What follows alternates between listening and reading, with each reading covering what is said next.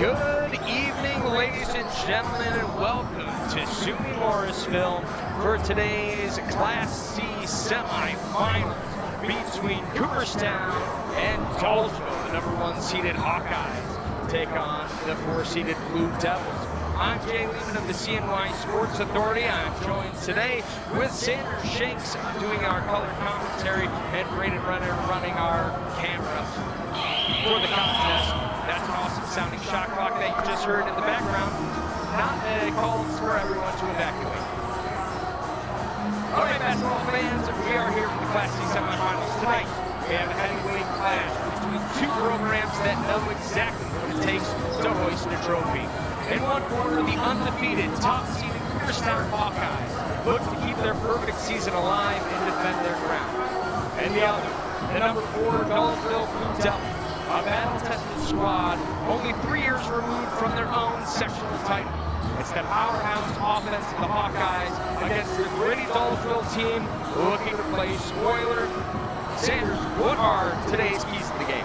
So as of right now, we have a powerhouse of a team. As of with Cooperstown, we're going to start with them. They're the number 1 seed.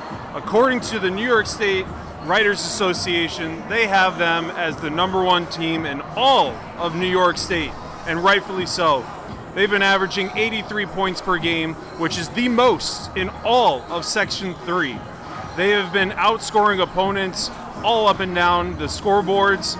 If you combine last year's season and this year's season, they are 46-1. That is back-to-back seasons of being 20-0. Can they repeat? Can they go all the way? This is a senior-led team. On paper, yes, they want to get to OCC. They want to win sectionals, but really, they have bigger pictures. They're looking at Binghamton for a state title. Okay, they are the Goliath of Section 3. Can Dolgeville play spoiler today? They are led by number 23, Miles Nealon. He is averaging 28 points per game. This kid is the real deal. They're also led by senior number 44, Jackson Chrisman. He's averaging 17 points per game and 11 rebounds per game. Senior Christian Lawson, number 2, he's averaging 12 points per game. If that's the shot clock sound, that is so annoying. He's also averaging 11 rebounds per game. Junior Brody Murdoch, number 24, he's averaging 9 to 10 points per game as well. Now let's look at Dolgeville. This is a younger team with skill. Can this younger team come together, play the best game of their lives? It's March. We all love March. It's the season of madness. Can they pull it off? They're led by senior number 1, Theo Williams. He's averaging 14 points per game. Number 2, junior Blake Krasuski. Am I saying that right? He's averaging 13 points per game. And he's also my X factor for tonight. He's averaging 33% from the three-point line. If he can get hot and be undeniable from the three-point line, or at least a threat, that's going to put a wrinkle in Cooperstown effort here. I was able to go and watch Dolgeville play at Rondeck earlier this season, and Blake Krasuski popped off, had 6 3-pointers in that game to lead them over the Wildcats. They're going to need that kind of performance if they got a chance today. And then the last thing I'm looking for is sophomore, number 11, Caden Murphy. He's averaging a double-double all year, averaging 11 points per game and 11 rebounds per game. Can he win most of the rebound battles with his teammates Logan Comstock and Timothy Gomez? If they can control the board, this is going to be another benefit to them. Cooperstown is big. They have athletes. They can stretch the floor. This is going to be a very interesting matchup. And then one other thing to take note of, too. These two teams have not played each other. Will that play a factor as well? We got to wait and see. Always an X factor when you haven't seen each other. Being in Central New York native, growing up with Jim Boeheim and Syracuse, it was always interesting watching them play in the Big East and then the ACC. You'd see these teams twice a year or at least every single year. You knew what to expect in that 2-3 zone. But when they got to the tournament, they were always a threat to make a run because you didn't know what was coming your way. And I think you hit it on it pretty well there, Sanders, talking about the rebound battle. Dolgeville is 3rd in Class C rebound in rebounds with 809 on the season. The problem is Cooperstown is number 1 in Class C with 848 rebounds this season. So that's going to be the determining factor, I think, this game.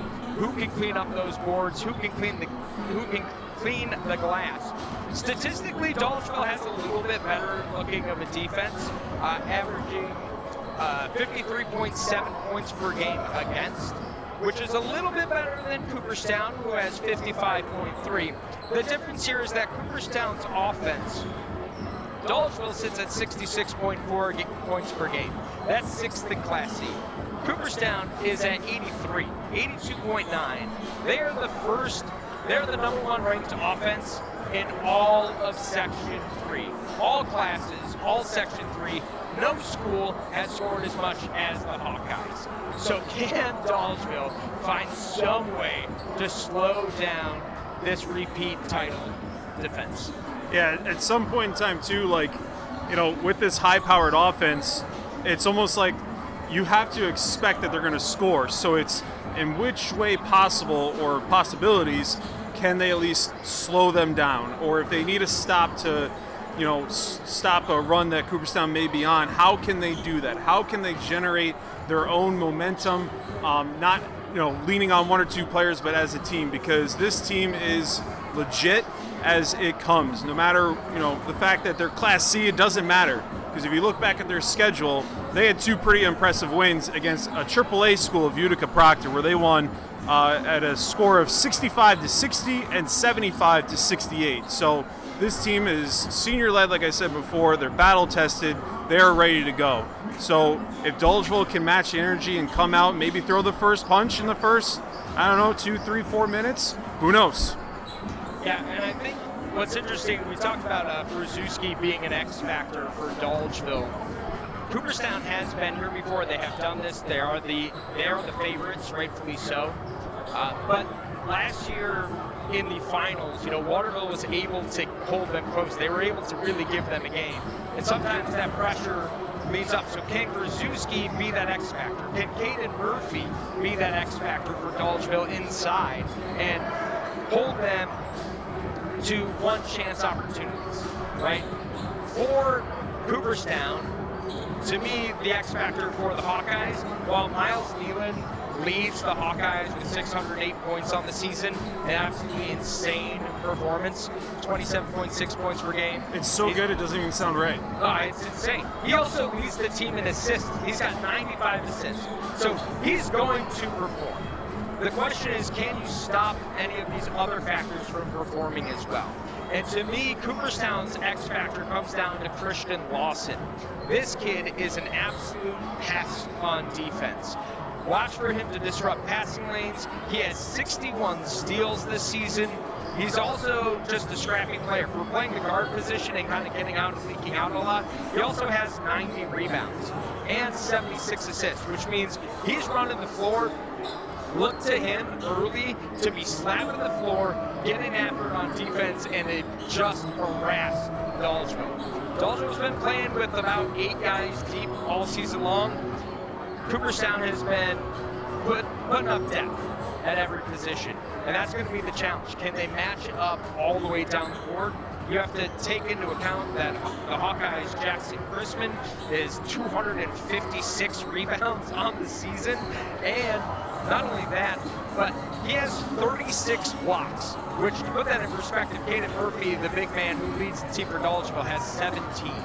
So he's doubled the amount of blocks on the season. I don't know if you can get it done if you're Dolgeville inside. I think you're going to have to attack off the dribble. I think you're going to have to slash to the basket and hope you create some foul trouble and opportunities to get some free looks. Right, and that's where Blake Krasuski comes back into play with his three-point ability.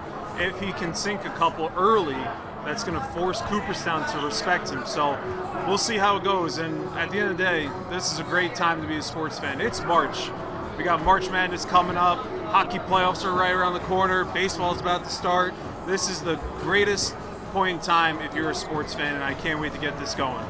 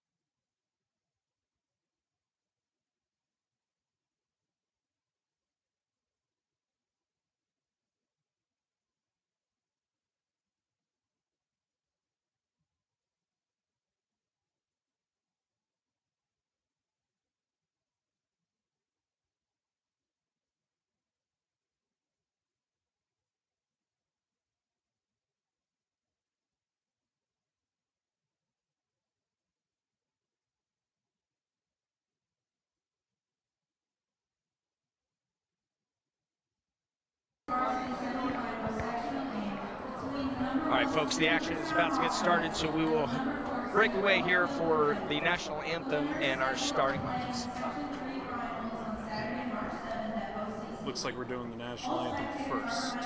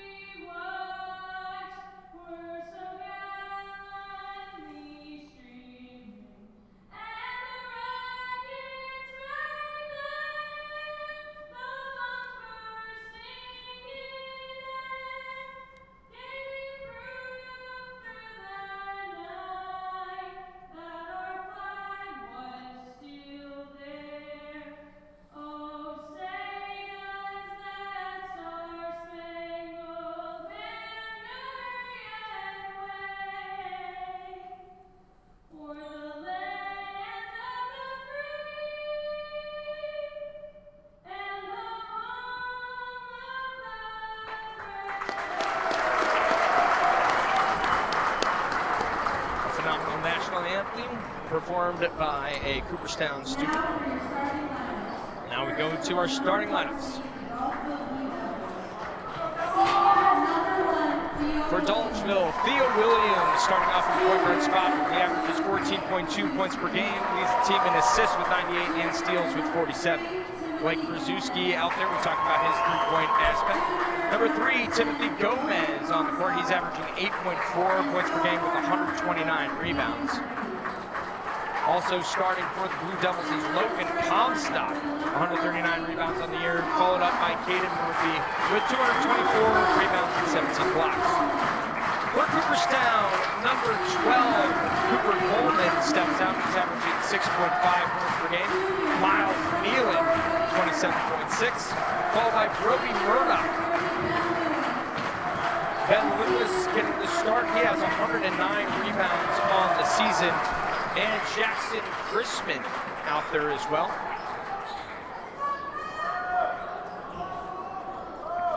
Chrisman leading the team in rebounds with 256. He also has 17.8 points per game.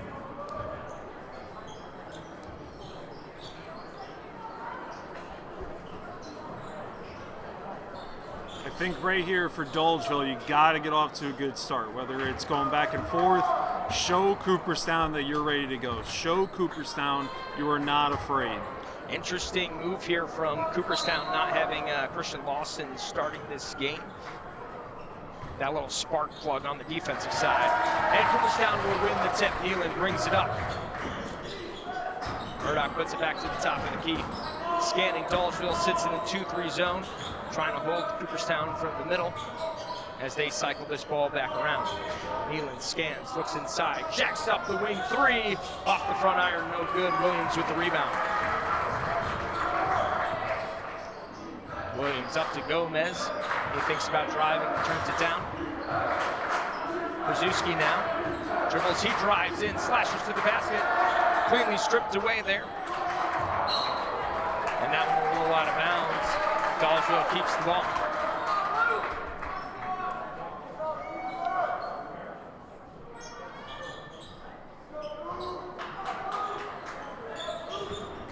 Comstock scans, tries to get it in, but it's knocked away by Murdoch. Looking for Murphy down low. Williams for 3, baseline off the brick and no good. Deflected out of bounds. That's Cooperstown ball. Are you surprised by anything you're seeing on these first possessions? So far, so good. Miles Nealon missed his first three-pointer. You know he's going to hit. You know he's a threat. So far, not too bad. Good start. Number 2, Blake Krasuski, charged the net there, tried to make something happen. Good. So far, good start. Nealon scams, slashes inside, goes up strong, no foul, no bucket. Leak out, Krasuski off the knee, loses control. Both teams trying to find a rhythm here early, none to be found so far. You know, that's going to be something else, too, to look for. If number 11, Caden Murphy, can stay out of foul trouble. He went up, straight up, good defense there as Miles charged there. Look forward to that. Cooper Coleman for 3, no good. Rebound by Williams, and they're leaking out. Dolgeville looking to bring the pace up. Williams scans, finds nothing, finds Krasuski. Thinks about it, inside to Murphy. Murphy pounds the ball inside, goes up strong, no good. Rebound, Ben Lewis. Pushed up. Brody Murdoch off the iron. Nealon, rebound, up, and it's good! Cooperstown up with pressure here after the make as they take the first lead of the game. 2-0 Hawkeyes. Got to try to limit those second opportunities for Cooperstown. Williams scans and he's bumped. Nealon picks up an early foul.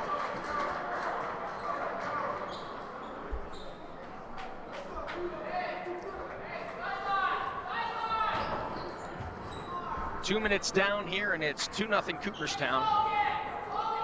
Scoring coming slow. That is a point in favor of Dolgeville, although they're going to have to find some offense as Krasuski jacks up the 3. Back iron, no good. Rebound, Chrisman pops over Nealon. Nealon slashes through the paint, and he'll draw the foul. That foul goes on Blake Krasuski. I feel like that's something that Dolgeville's got to prevent, letting Nealon gain a head of steam there. It does seem like Dolgeville's strategy might be to go 2-3 zone and try to hold them to shooting from the outside, maybe getting one chance. Yep. Oh. Inbound comes in a little sloppy. They'll look for Nealon on the side. He decides to pull it out instead of taking the shot. Goes to take it and loses the handle, and Gomez is out on running. Gomez in for the lay-in, and we're all tied up 2-2. Great defense there. I think Blake Krasuski got a hand on it, and that's why it went straight up in the air like that. Reaching in, we'll give him credit for the steal. Nealon now scans. Dolgeville slowing the pace of the game down. Chrisman puts it up, no good, in and out. Gomez with the rebound, and Dolgeville's outrunning again. Krasuski on the wing, scans, back up to Gomez. Williams, top of the key, looking for a screen, rejects it from Murphy, now gives him the ball, nice backdoor cut. Gets to the basket, but he's rejected. Jackson Chrisman with the block. I give Dolgeville credit so far. They're challenging Cooperstown, trying to charge the basket. That's what you got to do. You got to show them you're ready to go. Looking to inbound, scanning, tough. Tough pass, couldn't keep the handle. Krasuski loses it. Knocked out of bounds, though. No transition opportunity. Good back check there by Comstock to poke the ball free, not allow Cooperstown to gain momentum and speed.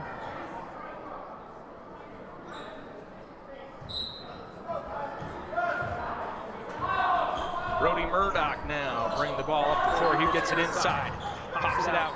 Cooper Coleman locked in the corner, can't find anything now. Finds Ben Lewis, who attacks the basket and draws the foul, but can't get it to the ball.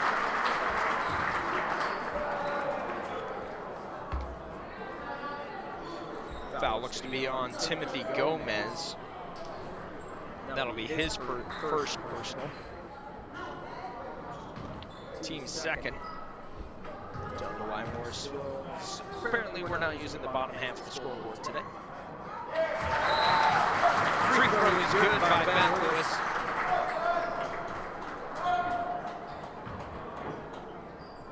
Cooperstown back on top. Lewis's next shot off the front of the iron, rebounded by Brody Murdoch. Cooperstown with an extra possession here. But they turn it over. Tim Gomez going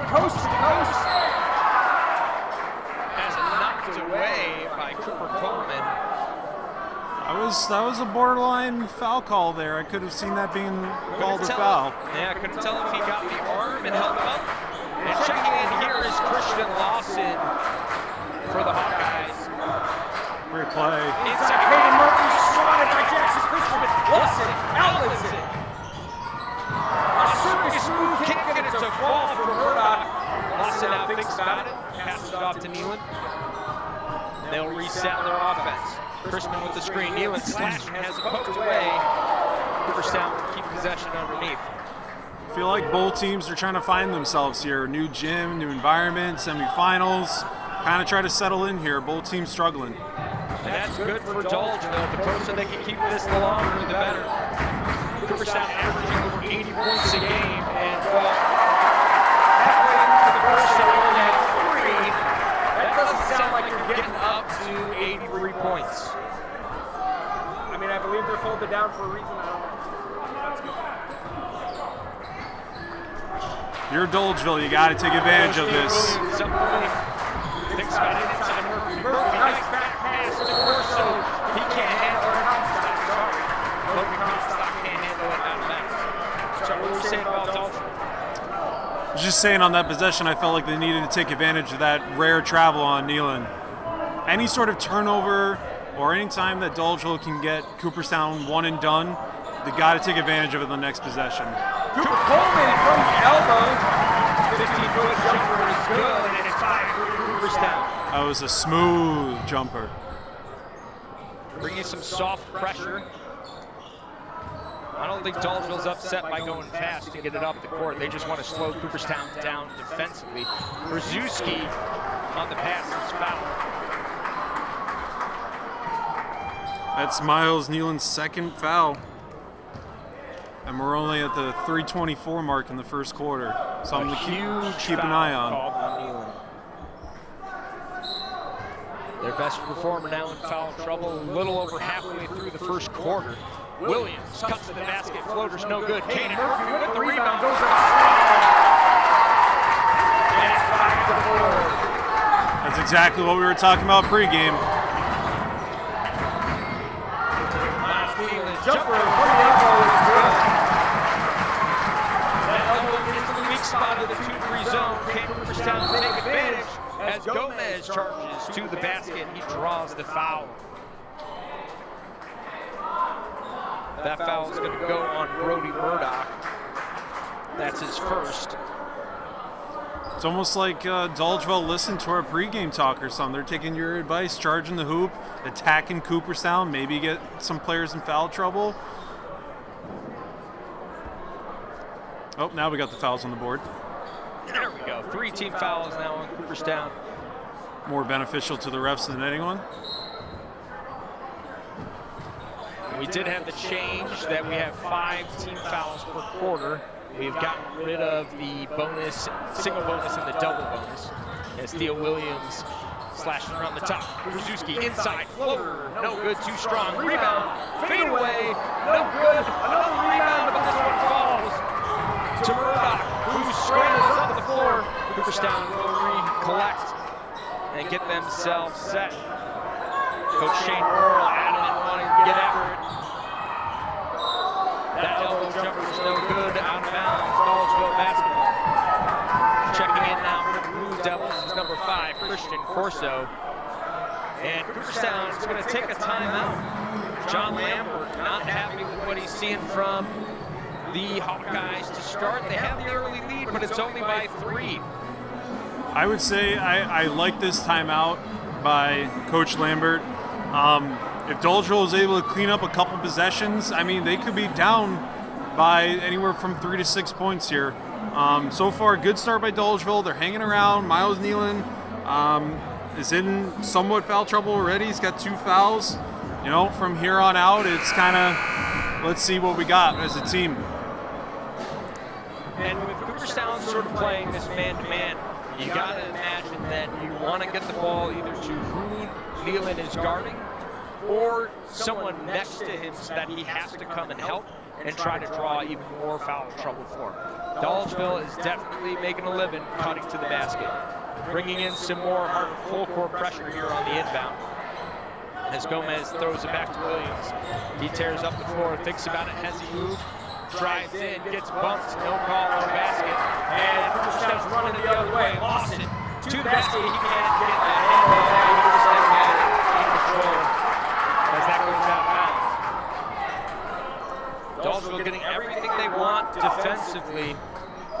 They got to get something going offensively.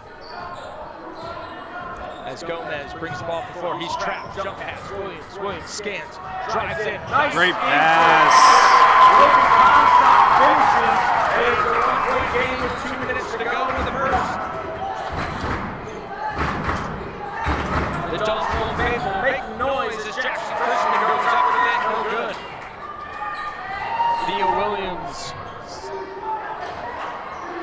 Again, even though it's the first quarter, you got to take advantages of these missed offensive possessions here by Cooperstown. And Gomez attacks the basket and draws another foul. This one going on number 12, Cooper Coleman. That's his first, but the fourth on the team, and Gomez gets a chance to get a few free strokes from the line to pull this game even, if not take the lead for Dolgeville for the first time. Of course, I gave him the commentator's curse as Gomez misses the first. Rzuski checks in. Comstock will come get a breather.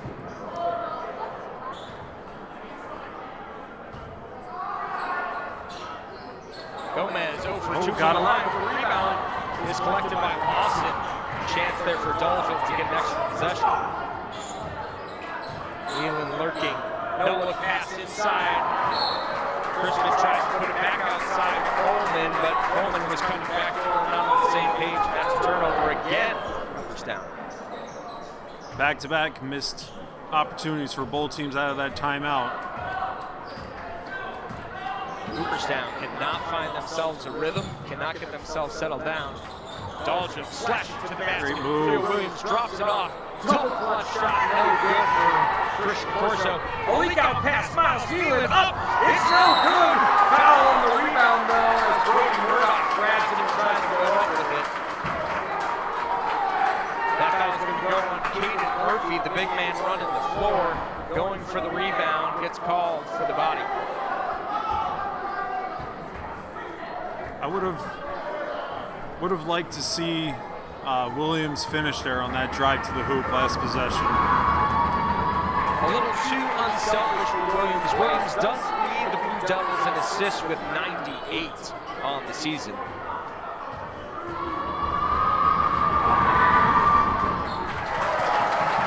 Murdoch hits that one, and it's 8-6, a 2-point lead with just over a minute to go. Christian Lawson really is a menace defensively. Double team and pulled away. Lawson with the steal. Lawson drives, kicks. Murdoch.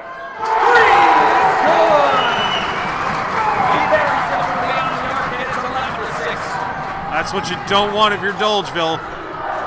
Don't let them get hot. And a travel on Murphy.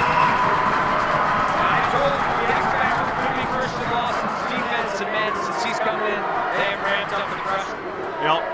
This is what you wanted to avoid if you're Dolgeville. Do not allow Cooperstown to generate momentum like this. Inside pass to Nealon. He kicks it out to Murdoch. Murdoch jacks up another three, and he buries it. He's heating up. Murdoch averages 9 points a game. He's got 6 on 3 threes. There's a steal from Lawson, who goes up and gets the finger roll. And just like that, it's 16-6. Dolgeville is running wild. Can't get themselves corralled, and another turnover. To give a silly reference, it's almost like someone plugged Cooperstown's controller in. Now they're playing. Holy cow. Christian Lawson, X Factor, ramping up the pressure. Nealon now, wing three, and he's fouled on the shot. Christian Corso knew he couldn't let Nealon get an open look. A little aggressive trying to get the block, and Nealon's going to be at the line shooting 3. And just like that, we went from 2-point game. Gomez at the line had a chance to give the Blue Devils the lead, and instead, a 10-point run here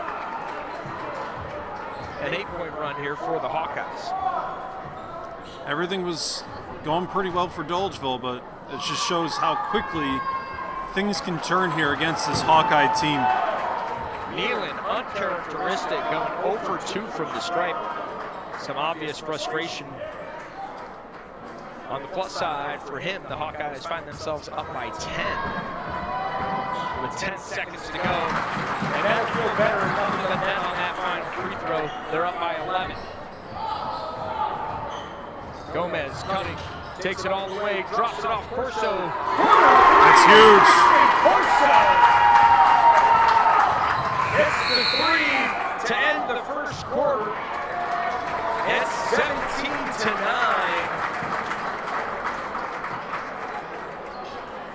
A hard-fought first quarter. Dolgeville hanging in it early, but falling off a little bit. We'll take a short break here and come back to the action. We'll keep the video right here. Thanks for joining us. I'm Jay Lehman on the CNY Sports Authority.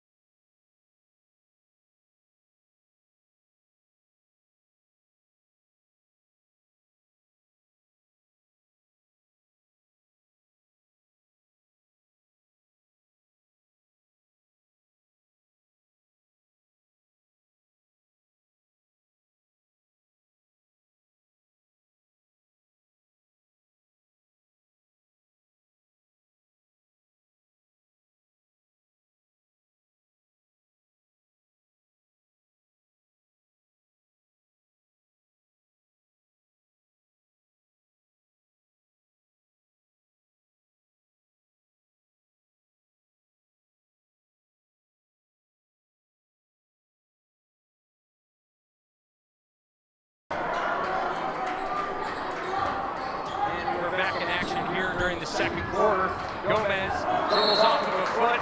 That's what happened to be his own.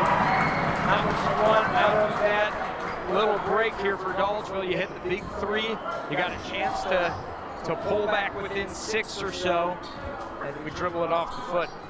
Lost a nice pass inside.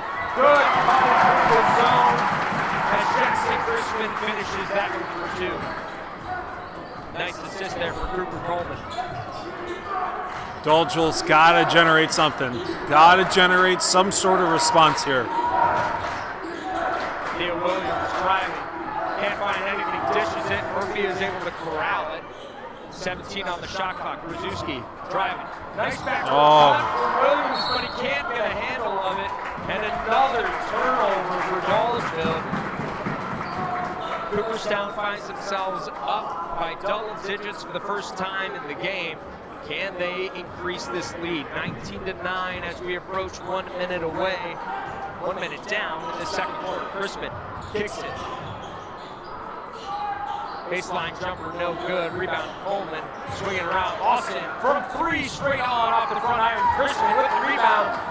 Crispin can't get it to go. Comstock going coast to coast. He kicks it out to Williams. Williams, 3 from the wing. And that's huge.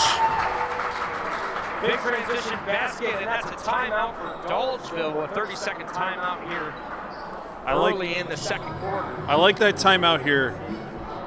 Just reset. Use this second quarter here as, as like another first quarter, because it's the classic cliche. You're not going to be able to win the game here, but you can lose it. So recalm our nerves. We just got a great 3-point play here. Got to be a little cleaner on the rebounds, though. Can't allow Cooperstown 2, 3, 4 opportunities. That's where you're going to get in trouble. Yeah, I would expect a different defensive look here from the Blue Devils as they come out It was apparent that Cooperstown drew up the passing angles that they wanted to exploit, and they were hitting them quick, and it was cutting off their defense. Got lucky that they missed that round of shots, but I think that was a preemptive timeout here. We'll see something a little bit different. Still in the 2-3. We'll see if they changed anything about the rotation, though. Inside, kicks it out to Nealon, wing 3. Nealon, nothing but net. Splashdown from Miles Nealon, and it's back to a 10-point game. I feel like soft pressure from Cooperstown again. I feel like I just did my own announcer jinx there. No, calling a timeout, neutralize the momentum, and then here we go. Cooperstown forces a turnover and a splash 3 by Nealon. Sometimes the game planning works against you. This pass goes down to Crispin. Turnaround, Jay, no good. Murphy with the rebound finds Williams. Williams up to Comstock. Comstock, nice crossover to the rim, and he's rejected! Number 30, Ben Lewis, sent that shot away. The rebound goes up strong and gets the foul call. Jackson Crispin getting a lot of ball, but also getting the body. And Caden Murphy will be at the line shooting 2.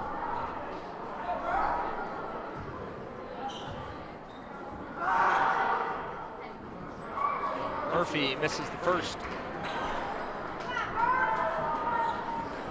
For Dolgeville, little things will add up here. So far, not off to a good start on the free throw line, 0 for 3. This is one of those things where the nerves can get you as well. Got to take advantage of getting an offensive rebound. Good defense there by Brody Murdoch, sorry.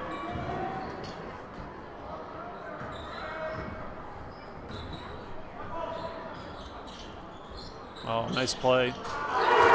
He's dangerous. He's dangerous. Oh, my. I think that might have been a three-pointer on an NBA court. NBA range 3, pretty much from the parking lot. Nealon hits another 3. Nice pass. Dolgeville and the block. Brody Murdoch with the swat.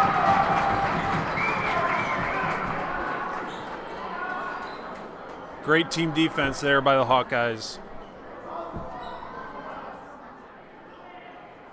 It looks like I've noticed they put Miles Nealon on Krasuski, just making him just stick to him and not let him get free and, you know, have any clean looks at the three-point line. Theo Williams slashes to the Wow! A scooping score from Theo Williams. Going to the ice cream store with those scoops. Dolgeville's going to need more of that to keep pace here as Cooperstown brings it up the floor. Williams gets a tip on that. Lawson inside. Finds Murdoch. Murdoch cuts to the rim. No good amongst the contact. But Cooperstown showing why they're the #1 rebound team.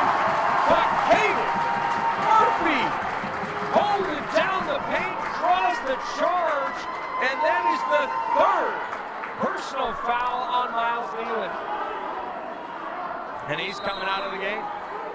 Ty Burkhart checking in for Cooperstown as the leading scorer of the Hawkeyes, a 600-point scorer on the season, has got to sit for the majority of the rest of this half, I would imagine. Look for Dolgeville to go on a run here. Corso gets it inside to Murphy. Murphy tries to go up strong and does draw the foul. Oh, and he called it too, and one. Are we counting the basket? We are counting the basket. That's an and 1. I believe that was Jackson Christman's 2nd personal. 3rd team foul against Cooperstown, too. He cuts the lead to 9. And now we've got 2 important Cooperstown players in foul trouble here in the first half. Nealon drawing his 3rd, all of them because of Murphy. Murphy draws the charge and then pump fakes to get the shooting foul. He'll miss the free throw as Brody Murdoch will pull down the rebound. It's a 9-point game. Crispin on the outside now with Nealon out as they rotate around. Lawson swings it. Chrisman for three. He buries it.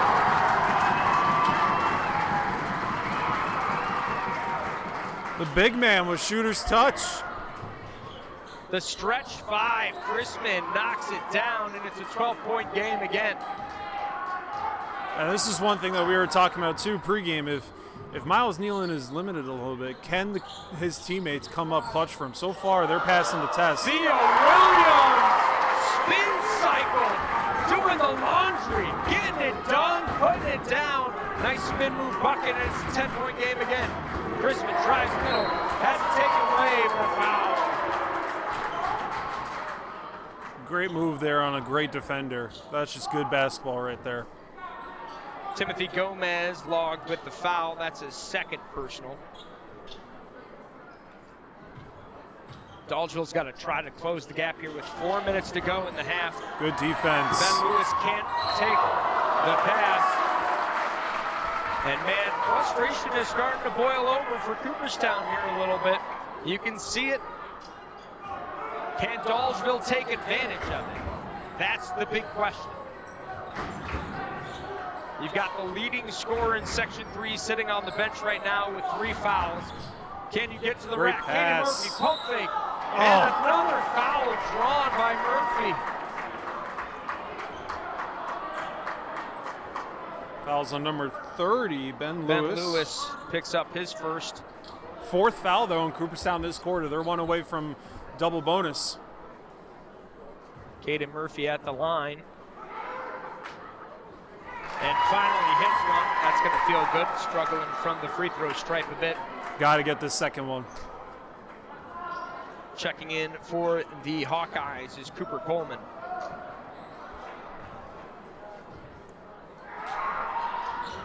Murphy trails them both, and he's drawn this game to 8 points. Clutch free throws right there.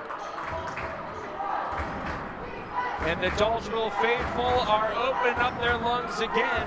Christian Lawson settles for a deep three, no good. And it hit the cords up top, out of bounds. Ball goes to Dolgeville. A chance to bring this game to 6 or 5 here for the Blue Devils. A lot of credit to Caden Murphy for Dolgeville. He's a sophomore going against a lot of these seniors that are bona fide studs. So a lot of credit to him hanging in and playing a lot of tough minutes here. Williams, oh my goodness! Theo Williams slashed into the hoop amidst all the contact, and he finishes. It's a 6-point game. He's got to keep doing it. Scrambling, kicks it, off the mark, rebound. Need those. Covered up by Murdoch. Murdoch over to Coleman. Coleman, fadeaway, gets fouled by Theo Williams. Honestly, I think I would characterize that as a good foul. I know he kind of went in him unintentionally, but it was an open look. Make him earn the 2 points here. That's the first foul for Williams, leading the top of this 2-3 zone for the Dolgeville defense.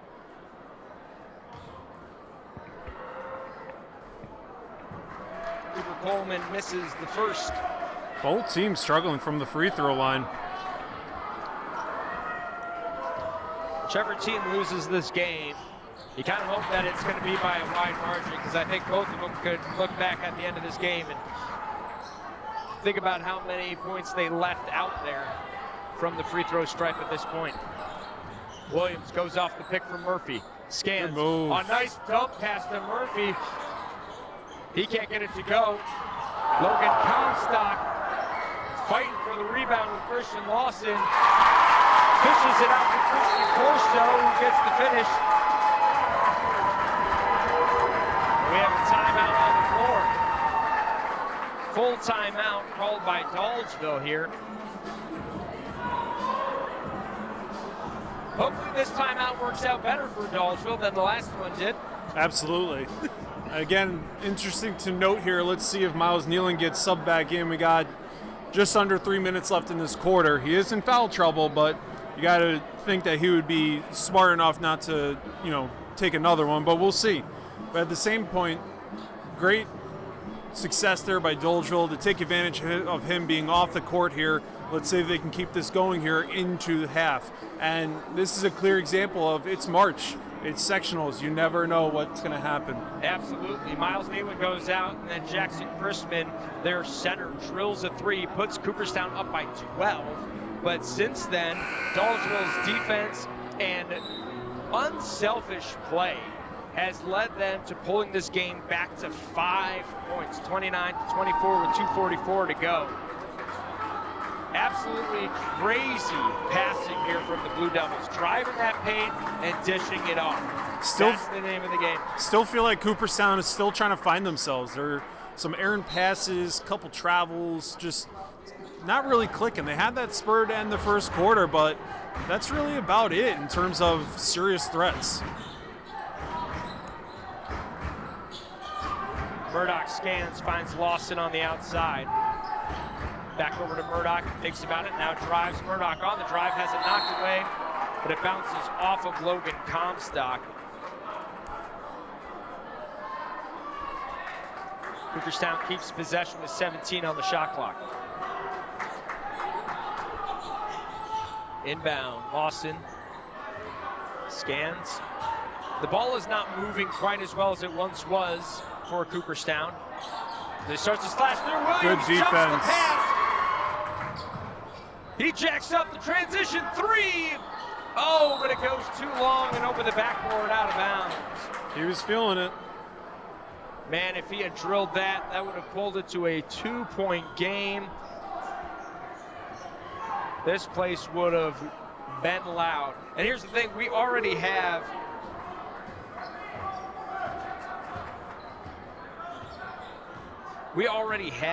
a large contingency of fans here for the next game as well. Yeah, this gym is already packed. What a backdoor caught, Logan Comstock.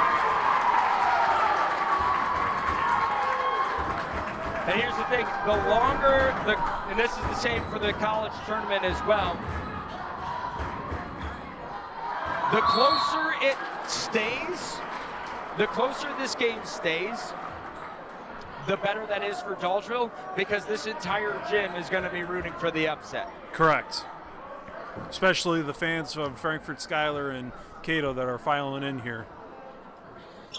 Jackson Chrisman takes that one to the basket.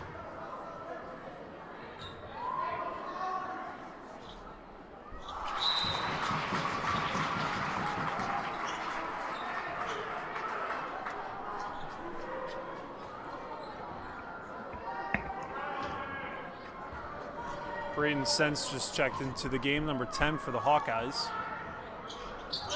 Second one misses, but Brody Murdoch gets the rebound.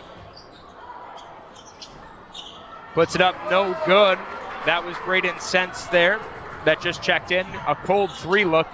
Dolgeville's got it, and a dribble off the foot of Krasuski. As I was about to say, they got to end the second quarter strong. They have a costly turnover. Got to have the best minute and 18 seconds here, offensively and defensively. Cooper Coleman bringing the ball up the floor for the Hawkeyes. They scan the defense with just over a minute to go. Jackson Chrisman drives baseline, and a foul called. And man, again, the emotions are boiling over here for the Hawkeyes. That foul is going to go on Logan Comstock. I believe that's his first. Yes. For Dolgeville, Timothy Gomez is in foul trouble. He's got 3 personal. Both teams 1 foul away from automatic 2 free throws. And as you said earlier, Jay, this Hawkeyes team is, you could see the frustration building. This Dolgeville team is really sticking it to them. Inbound pass goes to Sense. Sense over to Burkhart. Burkhart in the corner for Murdoch. Murdoch's three's no good. Chrisman on the rebound. Chrisman, an absolute animal inside. No good, and he grabs another rebound. Wow. And this one, he's able to put away. Less than a minute to go. A 6-point lead for Cooperstown. And we have a timing issue here. The shot clock. Did we stop the clock? So last time, I did think I noticed, on a make near the end of the quarter, they stopped a clock on a basket. We only do that at the end of the fourth quarter? Or do we not do it at all for boys? No, that's just the girls' rule. All right. But in college basketball, you would, so they've been stopping it under a minute when they need to keep it rolling. But in college, it would only be in the last minute of the second half. Yes, so they saw last minute and they took that personal, and we're going to do it in every quarter.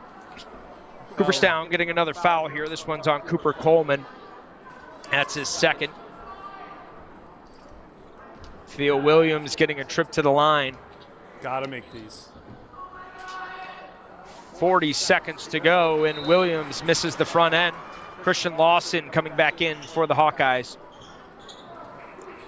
More of a true point guard role. I know, not surprised we were going to see him come back in for the end of this. Kind of seeing a little in terms of Dolgeville on the line here. Just you can kind of see a little bit of the inexperience, a little tentative on the free throw line. Got to turn that around. They're just free throws. Williams goes 1 for 2 as Lawson brings it up the floor. Scans Murdoch over to Lawson, looking inside. Crispin dumps it off to Burkhart, and he's blocked, but a foul. Blake Krasuski is going to pick this one up as he rotates down. That's his second personal. So lots of foul trouble going around for both teams now, as Miles Nealon picked up his third personal early in the second quarter. Cooper Coleman now has 2, and Jackson Crispin has 2 for Cooperstown. For Dolgeville, Timothy Gomez had picked up his third, and Blake Krasuski now with 2. Ty Burkhart hits the front end as we have substitutions coming in here. Ben Lewis coming back in for Cooperstown, giving Crispin a breather here to finish. Second shot is no good, rebounded by Corso. Shot clock off, 20 seconds left in the half. Dolgeville hanging around, hoping to make this bid of Cinderella come true. Krasuski, long range 3 off the brick, no good. Rebound, Braden Sense. 5 seconds to go, he finds Murdoch. Murdoch spins to the rim, up, no good. And that's gonna do it. The first half ends, Cooperstown 33, Dolgeville 27. We'll compile all the stats, make sure we got everything right, and we'll come back to you guys here on the CNY Sports Authority.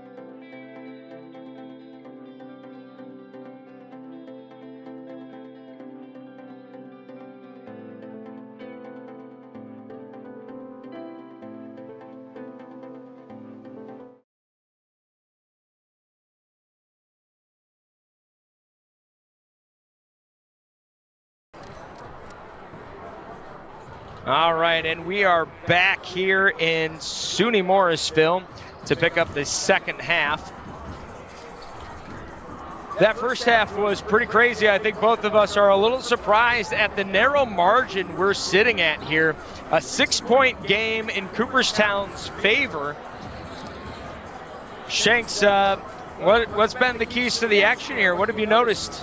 So, I mean, I know Dolgeville is going to the second half losing here, down by 6, but that was a great first half. You limited Cooperstown.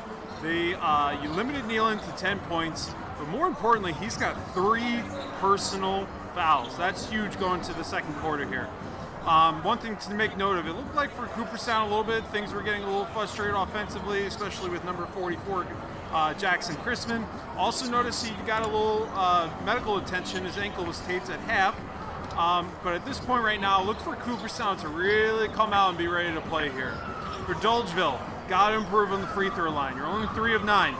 Krasuski, one of my key players going into this game, he was held pointless. Miles Nealon was locking him down on defense. Murphy for Dolgeville, hanging in there, playing really tough minutes, earning everything he's getting in the paint there. And then lastly for Dolgeville, Williams had a strong first half, finishing with 9 points here. For Dolgeville, you got to see these 2 quarters as separate quarters, obviously, but take them individually. 1 possession at a time. Points will rack up if you convert. Got to limit the turnovers here in the second half. Keep putting the pressure on Cooperstown. They really haven't found themselves yet offensively. This is going to be very, very pivotal. But again, just like the first quarter, throw the first punch for Dolgeville here and make Cooperstown earn it. It's the playoffs. It's win or go home. Be ready to play. Absolutely. The closer that they keep this game, the better it is for the Blue Devils. As this stadium fills to capacity, there is not an empty seat in this house tonight. The crowd is going to get behind you being the underdog. One thing to look out for the second half, Cooperstown used a much deeper rotation, going about 9 or 10 kids deep. Dolgeville, on the other hand, really only utilized 6. So do the Blue Devils have the legs? Do they have the stamina to pull off the comeback? Only down by 6. Miles Nealon, can he get going? Can he get in a rhythm here? The top scorer has 11 points in the first half and had to sit for the majority of the second quarter. And here we go. Second half is underway. A long 3 ball to start things off is off the mark. But Jackson Chrisman, ankle tape and all, rebound and putback is good. Theo Williams slashing to the basket. Williams made it a huge impact in the first half. That one's off the mark here. He had more time than he thought. Jackson Chrisman is really making his presence known in the paint right now. Great Nealon rebound. off the mark. Gomez pushing the floor. Krasuski wide open lane to the basket. He takes it with the floater. I think he found himself a little too open. He was uncomfortable with how open he was. Anticipated more contact, misses the shot. Inside, Lewis feeds it out to Nealon. Nealon driving through some traffic. That ball ping-pongs around and is out off the knee of Cooperstown. Dolgeville ball. Dolgeville down by 8 with a minute into the third quarter. Gomez dribbling with Murdoch on him. He'll kick it to Murphy. Murphy handing it back off. Gomez slashes to the basket, kicks it out. Krasuski, baseline 3 is off the mark.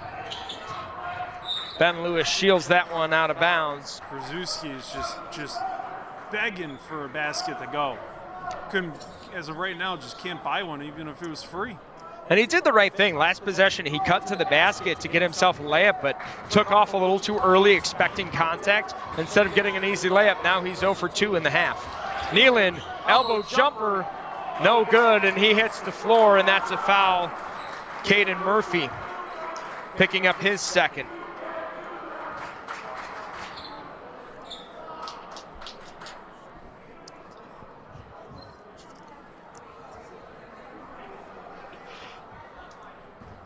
Nealon at the stripe. He was 1 for 3 in the first half, and he drills the first one here.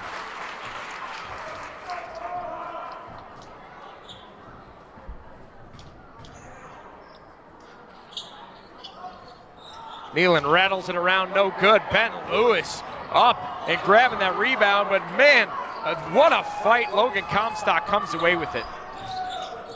Tim Gomez holding down the point spot for Dolgeville.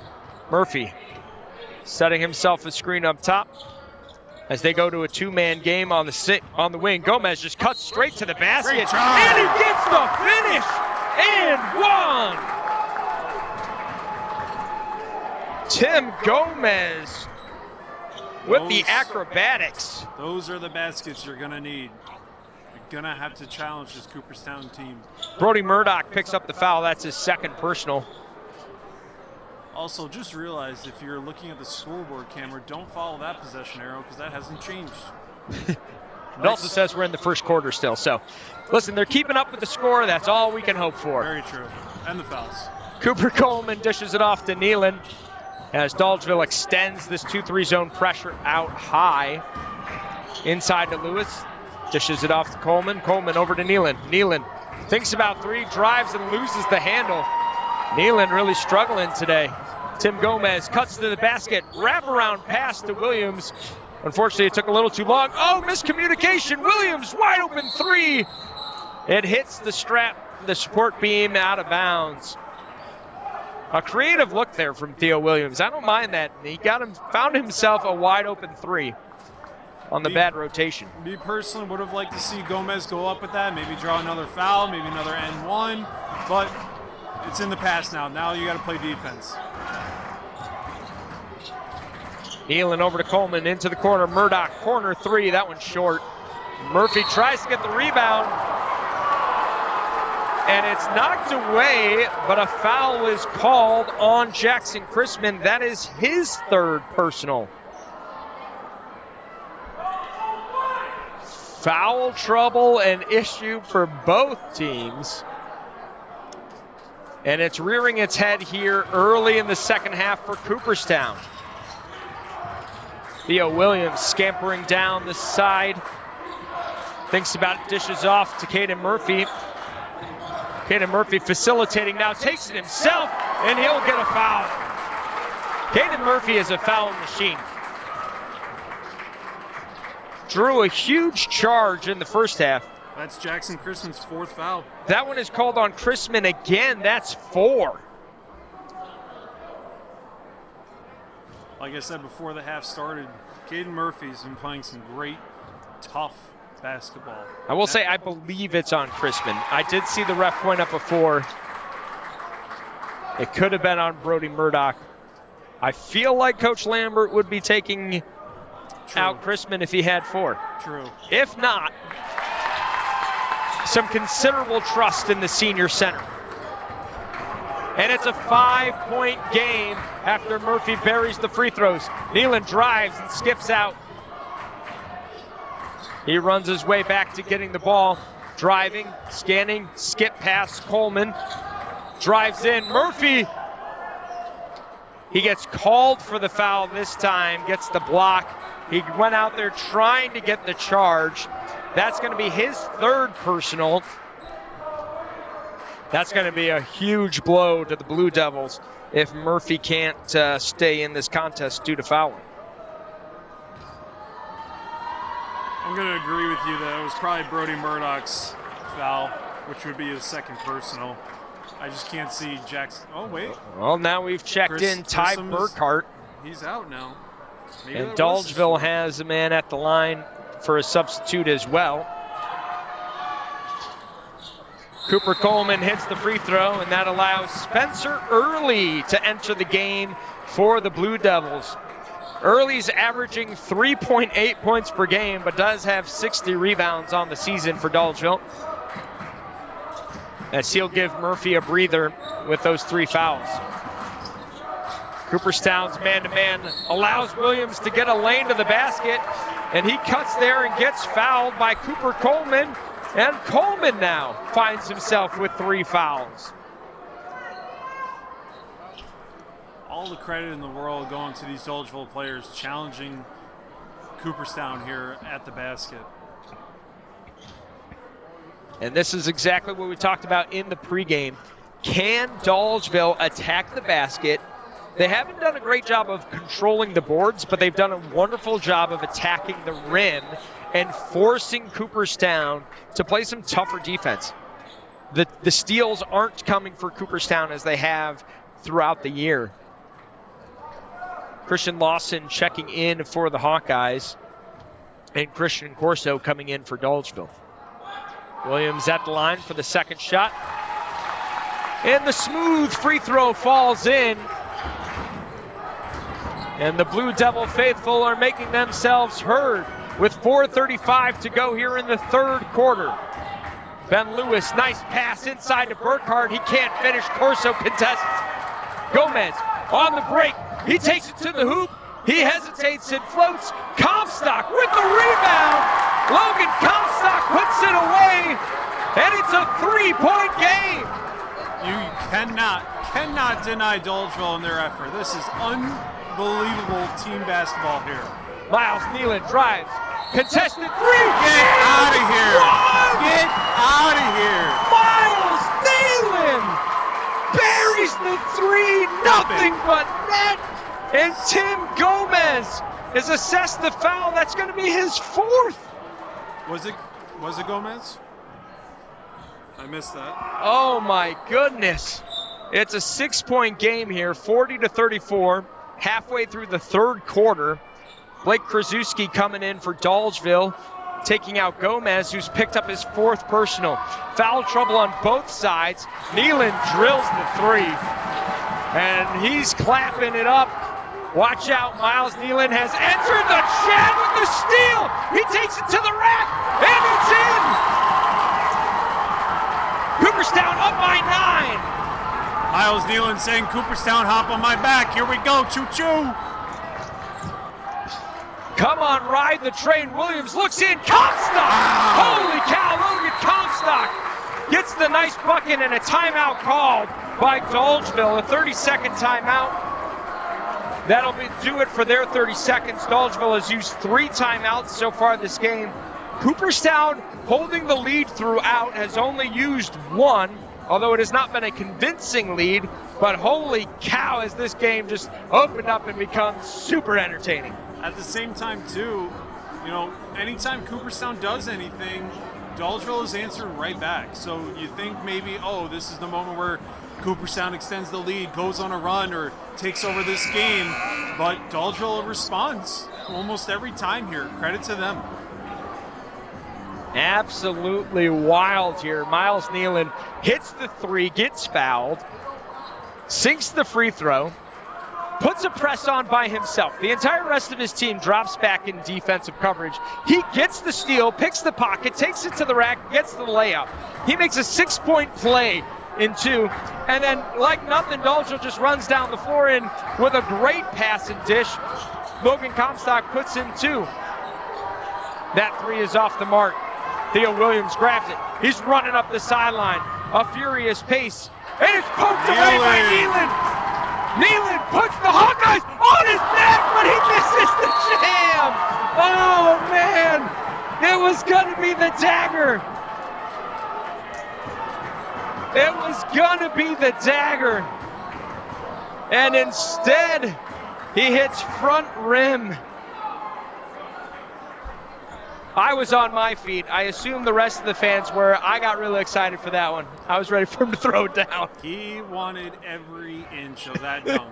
He wanted to rip the rim off the backboard. Oh my, what an opportunity. I think if that slam went in, I think the stands would have collapsed. That backboard might have shattered Shaq style. You might want to check for a down. Brody Murdoch at the line. He misses the front end. That foul goes on Spencer Early. That's his first. Murdoch hits the second. And it's an 8-point game, but it's starting to feel like Uncle Mo is shifting towards the Hawkeyes. A foul here. Close to a turnover, but instead the foul goes on Ty Burkhardt. That's his first. But it puts him on the line. All these fouls have pushed Dolgeville into the bonus. Theo Williams going to the line, shooting 2. Gotta convert. You got him in foul trouble. Now this is what you wanted.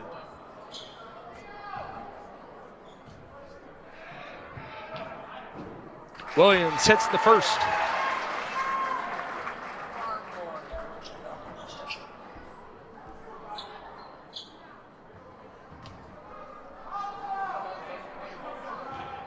And just like that, the gym is about to explode with Cooperstown's momentum, but the foul gets everything to slow down. Williams hits both free throws. Murdoch settles for a long-range three. Coach can't be happy with that shot selection. Gotta say, Dolgeville's letting them shoot a little bit here, and they're kind of cold. Brzezinski off the early screen as they get tied up. That's going to be a foul. Offensive foul called on Early. That's going to be Early's second foul.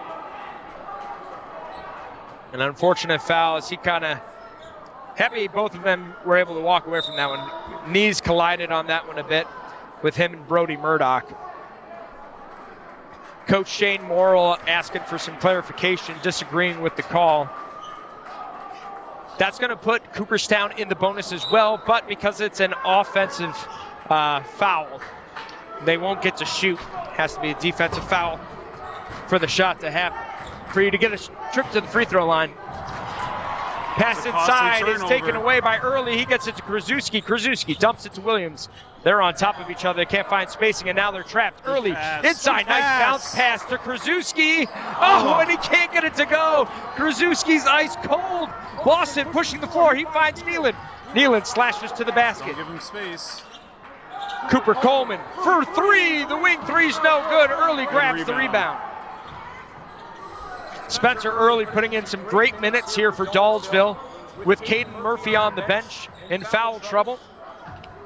Murphy only has three.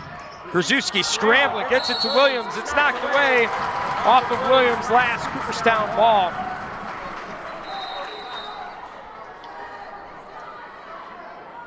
Our scoreboard has been updated to be the third quarter with 2 minutes to go.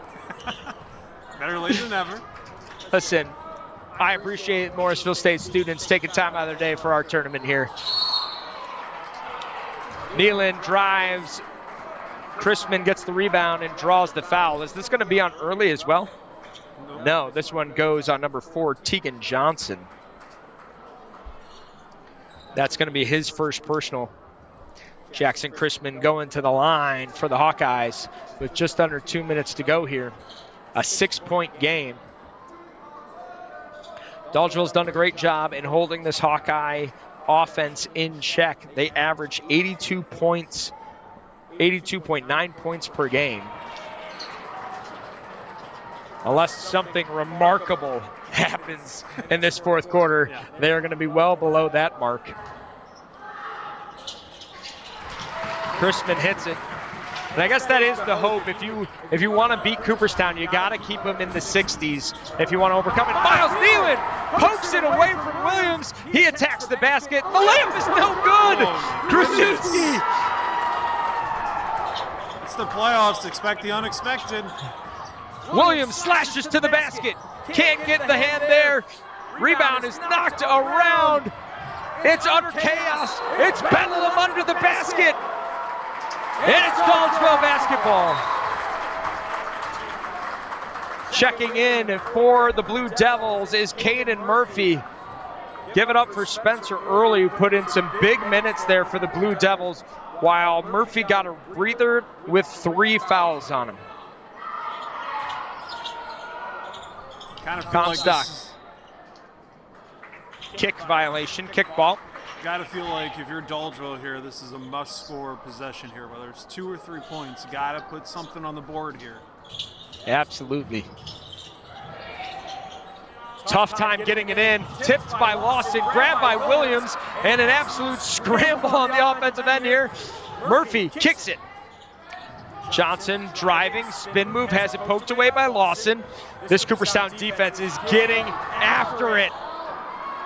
Foul troubles be damned. Christian Lawson here picks up the foul on that one. Running a little out of control. Surprisingly, though, that is Lawson's first foul of the game. I mean, you talk about some relentless team defense. My goodness. Between Lawson and Nealon, they were just scrambling after that ball. I mean, Dolgeville looked like they probably thought there was 10 people on the court. Theo Williams, silky smooth. He's found his touch on the free throw line here.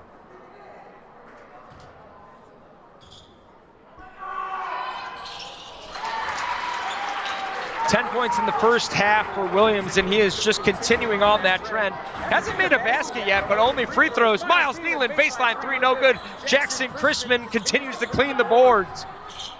Theo Williams carrying the play on the free throw line for Dolgeville. He's 6 of 8. Chrisman, oh my goodness! What a grab with a nice post move. A 6-point game here. Cooperstown on top, 46-40. Williams dishes, nice pass. Tegan Johnson on the back door, and it's a 4-point game with under a minute to go in the third quarter. Pass inside, taken away, Murphy. Johnson pushes the floor, Krasuski on the wing, hesitates, attacks the basket, rejected by Nealon. Swatted out of bounds. Dolgeville keeps it. Holy cow, it's madness here in March. March wasted no time, by the way. March 2nd, and it's absolutely crazy. Theo Williams, nice no-look pass to Caden Murphy, who puts in the reverse. It's a 2-point game, 44-46. I mean, this is game one of the night. Are you not entertained? Nealon gets a screen, 9 seconds on the clock. He skips it over to Coleman. Lawson, corner three. Lawson drills it! The dagger at the end of the third quarter puts Cooperstown back up by 5. It's 49-44. As we'll step away from the microphones to catch our breath. It's 50-44, a 6-point lead here for the Hawkeyes as we enter the last 8 minutes.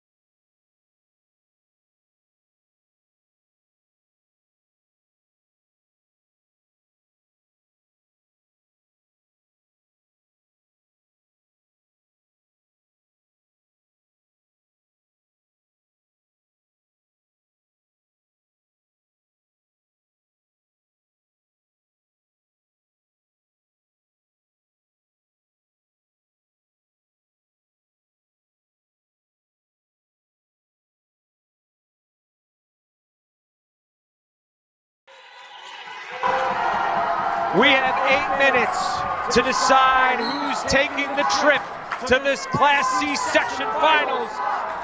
Blake Krasuski with an elaborate pass. Jackson Chrisman with the rejection. Braden sends in for the Hawkeyes, finds Lawson. Lawson slashes the basket, kicks it to Nealon. Nealon now, spin move. And they'll say he took extra steps, travel, turnover.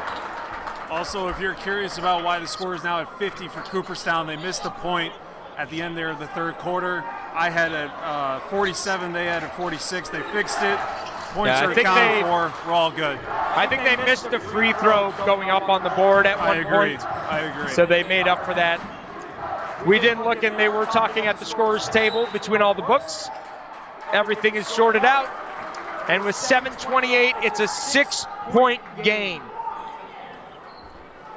And if you're Dolgeville here, it's the fourth quarter. It's let it loose here. This is what it's all going for. You're going to hear this gym starting to erupt here if Dolgeville can close this gap. Cooperstown student section gets to their feet, trying to encourage this defense to make something happen. Caden Murphy pump fakes and draws a foul. The pump fake from Caden Murphy has been the best offensive move for the Blue Devils all game. Cooper Coleman now picks up his 4th foul, as the foul trouble continues to pile up.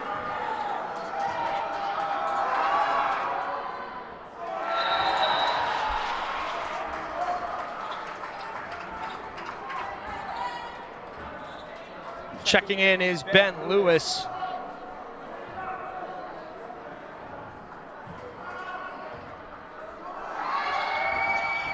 Murphy misses both. Lawson drives.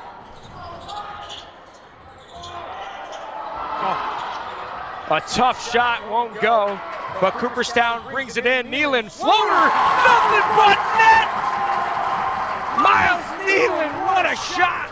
Christian Lawson harassing, almost gets the foul, and it's kicked off, and now they will. Christian Lawson picks up his 2nd foul there. Aggressively going for the ball. Definitely got more than the ball. Tim Gomez will come back in for Dolgeville. He's got 4 fouls. So with 6:50, he re-enters in an 8-point game. Caden Murphy takes it into the paint, goes up. Jackson Chrisman answers the call, out of bounds. Braden Sense thought it was going to be Cooperstown ball, and he just let it go. But Dolgeville will keep possession. Brody Murdoch is going to check in for the Hawkeyes, taking out Sense.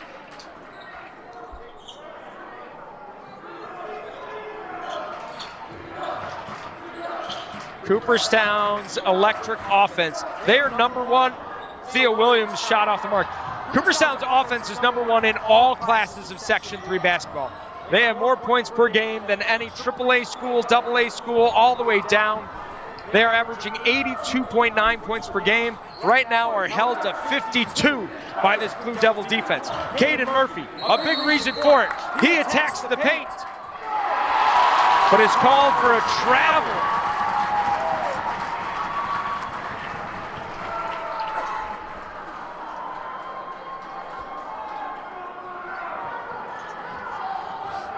Gotta think Miles Nealon's gonna look to put the final nail in the coffin here. Nealon brings it down. 6 minutes to go here.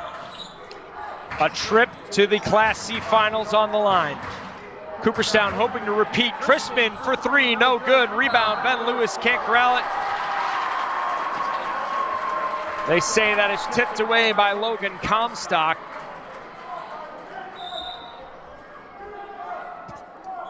As they'll ask the shot clock to get reset.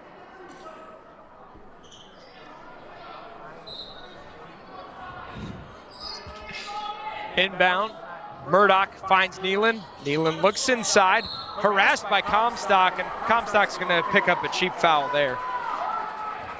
That's his 2nd personal.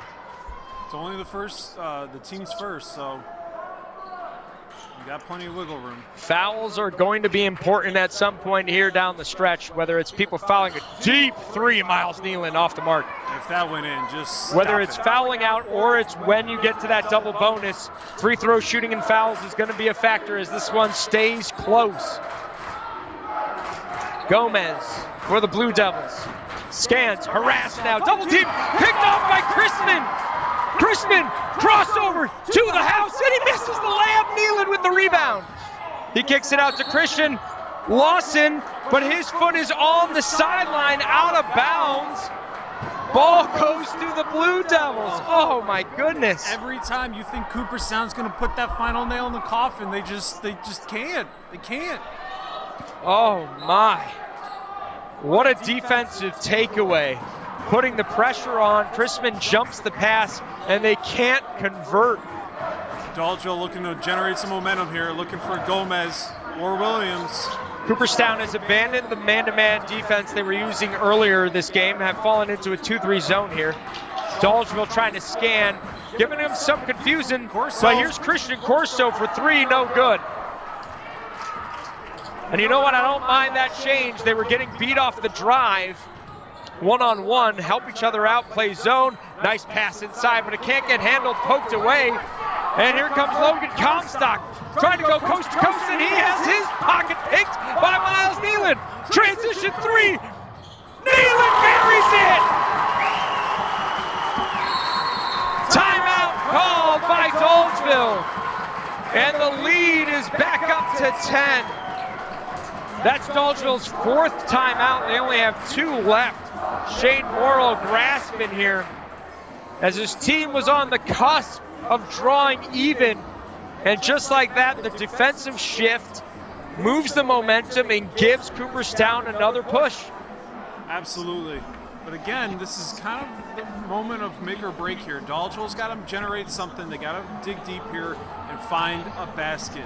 Okay, this is the moment where having the seniors of Cooperstown really benefits. This is where you got to dig deep here, calm your emotions down a little bit here, and find a basket. You got to reverse this momentum. Absolutely, an 11-point lead on that big 3 from Miles Nealon. At the same time, too, Dolgeville, stay aggressive. You got Miles Nealon with 3 fouls. You got Jackson Chrisman with 4. Cooper Coleman with 4. Got to stay aggressive. And I guess that's a good decision here from John Lampert to move Lawson and Nealon up top. That's going to keep Nealon a little bit safer from foul trouble. Often it's those bottom corner guys that pick up those fouls in the 2-3 zone. Nealon already with 12 points this half. He's come alive here as Dolgeville scanning, gets it into Corso inside, and it's rejected. Corso is going to grab the arm of Murdoch in order to bring him back to him to try to get that steal. That's going to be his 2nd foul. Team 2nd of the quarter. Can Cooperstown finally put some space between them as we approach the halfway mark of this final frame?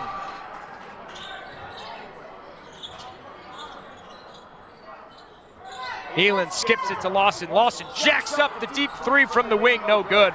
Rebound fought over. Williams comes away with it. He's running. Big steps, no good. The rush shot is too strong. Lawson now running full steam ahead, finds Nealon. He cuts, kicks, back out to Lawson. Cuts, nice pass inside. Oh my, Christian Lawson, one-handed. Jackson Chrisman able to finish. But Chrisman picks up a cheap foul, and that's going to do it. 14. That should do it. That might do it. Referee said 14. We don't know if it does it. To be fair, I have no idea. I don't know if the clock operator does either. There's no number 14 on the floor. We're asking questions. Referee just corrected. It is number 44. Chrisman is officially fouled out. Has he? Apparently he has not. We don't really know. All right, then that's got to be his 4th then. One of these. Oh my goodness! Brody Murdoch jumps the pass and the finger roll. Let me see that finger roll. Brody Murdoch picks it off, and it's a 15-point game. 3 minutes to go. Theo Williams, a runner through the paint, no good. Caden Murphy. That's going to do it. That's his 5th. That's definitely 5. Jackson Chrisman got real excited going for that block on Murphy. And instead of staying up, he comes and side swipes. And that's the problem there. You're going to get the hands. Yep. And so Chrisman, with 3 minutes to go, has fouled out of the contest. Going back earlier in the game, I think the foul that we mixed up with Brody Murdoch was called on him, not Jackson Chrisman. So that's 2 on Brody Murdoch, and now that was the 5th foul for Jackson Chrisman. So that does check out and solve the confusion on our We've end. solved the puzzle. Replacing Chrisman is going to be Cooper Coleman. Caden Murphy at the line with 2 big free throws. And he's been streaky there today. Oh, sorry. I was going to say it should be 2 free throws. They only gave him 1, but he sank that one. Things got confusing because you substitute after that first shot. Motions. But because of the fouling out, you substituted before the shots. Correct. So you know, Emotions running high. high school basketball. Yeah, we're all human. Logan Comstock in for the Blue Devils as Murphy hits both free throws. 2 big free throws as Shane Morrill is going to take another timeout here. He's got 1 left for these last 3 minutes. Let's see how Dolgeville attacks on offense, but more importantly, you got to stop Cooperstown here. Obviously, easier said than done, but like we said before, got to keep attacking Cooperstown here. They have foul trouble. They just lost Jackson Crispin, lost their size down low. Let's see how Cooperstown adjusts on defense. But if you're Cooperstown on offense, keep it simple. Do not turn the ball over. Do not give Dolgeville free points here in this critical time of the game. Miles Nealon has 12 points this half. He went out in the second quarter, early in the second quarter, with 3 fouls, and he has yet to pick one up this entire second half. So Miles Nealon has been the impact player we all expected him to be. Absolutely. The other thing here, too, that I think could be the deciding factor, going into the pregame, we were thinking maybe if Dolgeville can get hot from the three-point, especially Krasuski, but it's actually the opposite. Cooperstown has been hot from 3 with 8 3-pointers this game. Dolgeville, only 2. Miles Nealon up to 23 points so far today. Dolgeville bringing up the press. Going man-to-man here now. They've been sitting back in a 2-3 zone pretty much all day as Theo Williams starts lurking. The press goes man-to-man now. They're into the 2-3. Lambert calling for Nealon and Lawson to hold on time. Nealon says, nah, I got a lane to the basket. Puts up the shot and misses. Williams, hesitation, floater off the wing, and he draws the foul. I know it's a little bit of a not careless, Christian Lawson picks up his 3rd personal. A little bit of a crazy free throw, but it's another foul against Cooperstown. It's another personal foul against a Cooperstown player. The clock has stopped, and now you get 2 free throws here. I will say this, I don't think Cooperstown is not used to playing this way. Aggressive defense is the name of the game for them as Williams hits the first. Also, They are 10th in Class C in steals, but they are 3rd in Class C in blocks. So aggressive defense is how they have made their mark all season. Great rebound by Murphy here. Caden Murphy, huge rebound. Williams finds Krasuski. Can he get hot? Oh my God. Ball, it hit every Murphy, part but the bottom of the net. And the rebound is knocked away and fought over. Unbelievable. And Dolgeville will keep the ball. All of that goes to Murphy there. All of that. Caden Murphy and Tim Gomez hounding the glass. A great effort there by Cooper Coleman of Cooperstown as well as they fought for that ball. All-out effort for this trip to the finals. Krasuski, can he finally get one to go? No. Oh. Christian Lawson. He has had some really unfortunate rim outs and in and outs. It's like he's going to a fast food restaurant here. Unfortunately for Krasuski, it's a bad day to have a bad day. Lawson will dribble that one off a foot. Lewis will collect and find Murdoch. Murdoch to Nealon. 15 on the shot clock. Under 2 to go here in the final quarter. Cooperstown holding on to a 12-point lead. Lawson at the elbow. 1 dribble pop. No good. The shot is hard to corral. Got to get that rebound if you're Dolgeville. Cooperstown is more than happy to just let this clock tick away. Time is on their side. Ball goes off of Caden Murphy's foot. Insert pass knocked away by Murphy. 1:45 to go. Once again, I'm Jay Lehman, joined here by Sanders Shanks from the CNY Sports Authority. Cooper Coleman wide open in the corner, and he drills it. 62-47. It's their 9th 3 of the game. Cooperstown taking control here late. It has been a close game all day as Theo Williams forces that one up. And somehow, Caden Murphy comes up with the ball every time. Logan Comstock knocked it away and it ends up in Murphy's hands. That foul is going to go on someone. They said 11 at first, but there's not an 11 out there. It's got to be on Coleman.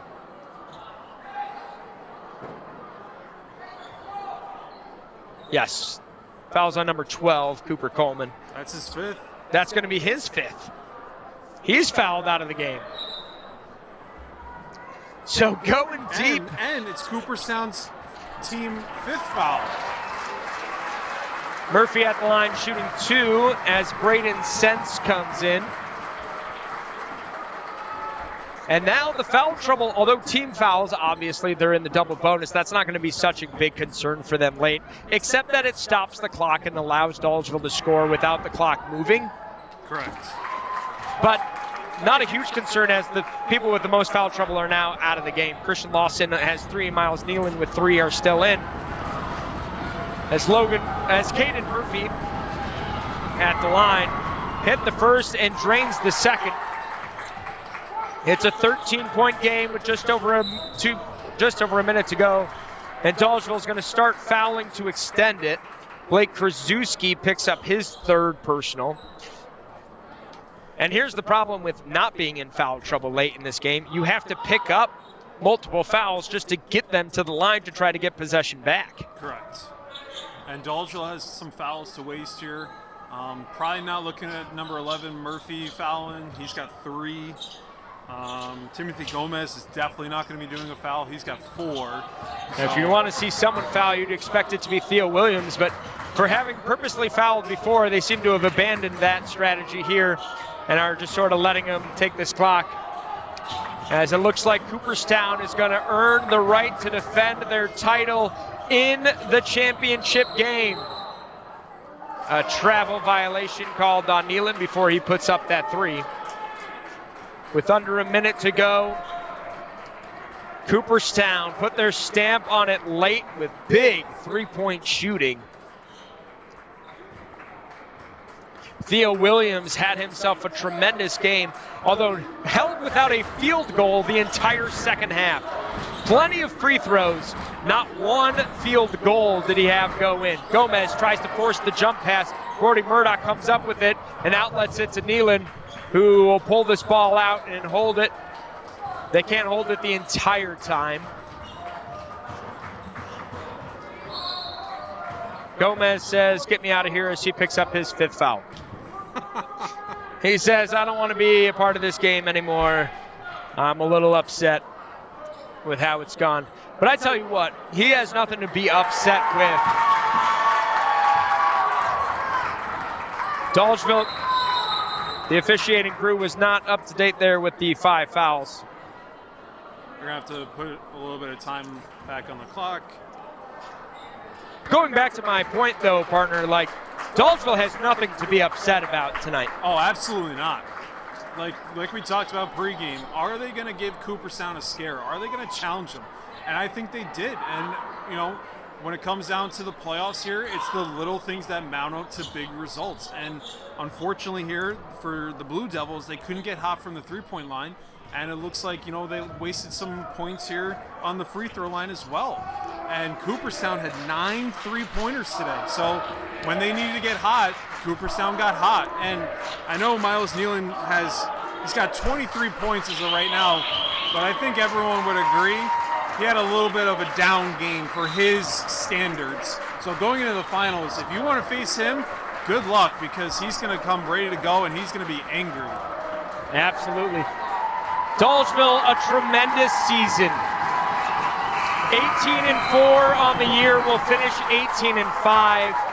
They held Cooperstown, who averaged 82 points a game, to 62, which is where they needed to. But Cooperstown defense was up to the task, holding Dolgeville to just 49 points. Congratulations to Cooperstown. They've earned the right to defend their title in the title match as they head to the championship again. The Hawkeyes will take on the winner of our next game between Cato-Meridian and Frankfort-Schuyler. We'll step away. Don't go anywhere. That will be right on this stream as well.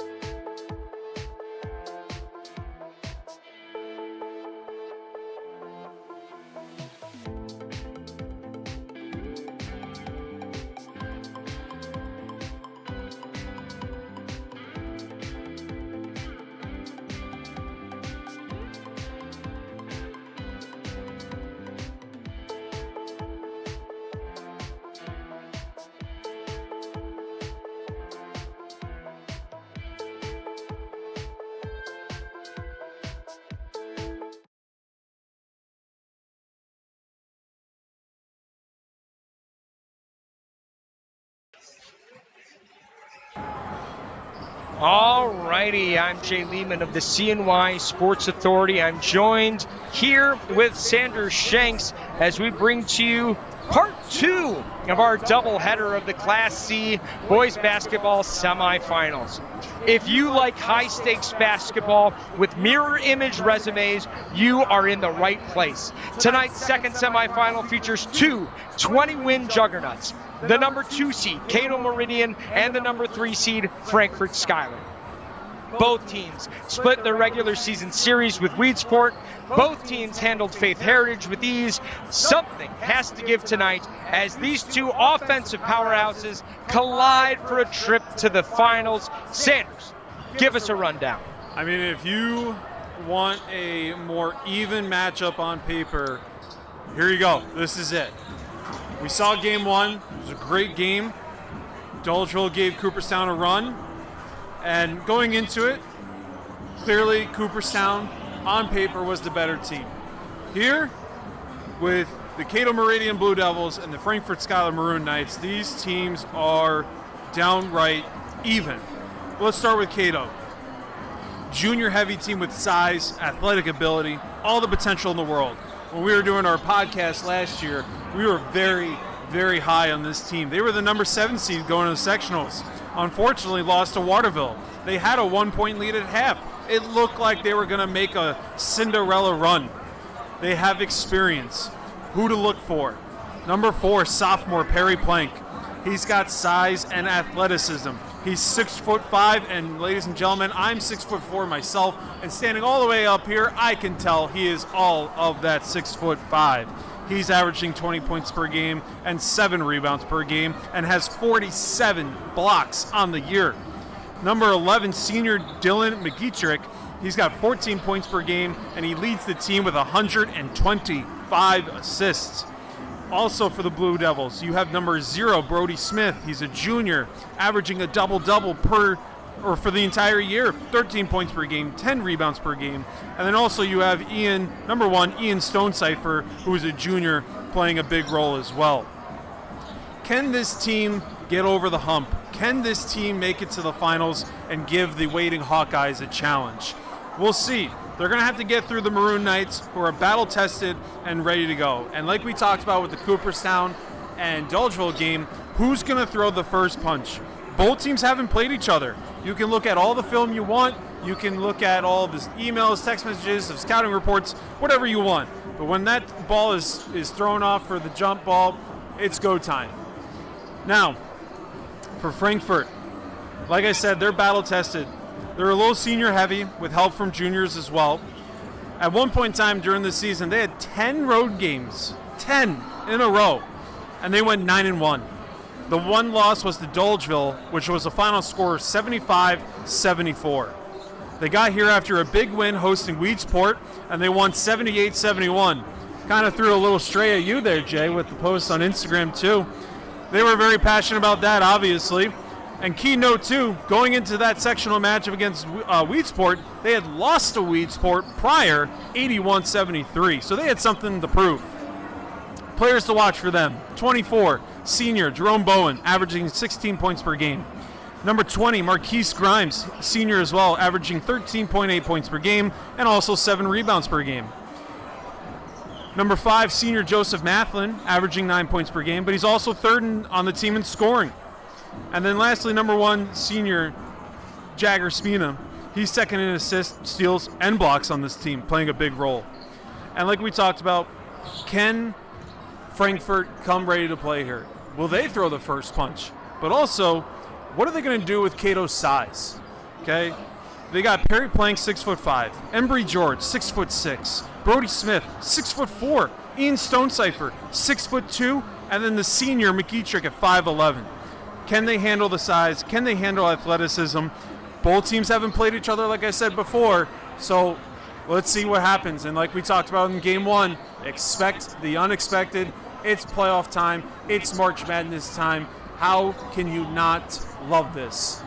Absolutely. To put it in perspective, according to the CNY Sports Authority fan poll, Cooperstown coming into that last game was an 81% favorite choice from our fans, accumulating 479 votes. In this game, Frankfort-Schuyler is the fan favorite with 51%. Only 51%. This one is a toss-up matchup. We have the number 1 and number 2 assist leading teams in the class facing off. Expect high-level ball movement and elite transition play. Can Frankfort-Schuyler's speed break down the Cato-Meridian interior defense, or will the Blue Devils' size be too much for the Knights to overcome? We are about to find out. Frankfort leads Class C in steals this year. They like to get their points in transition. They have 394 steals on the season. They also lead Class C in assists with 416, and they are second in points per game, just behind Cooperstown with 77 points per game. But we're going strength on strength here.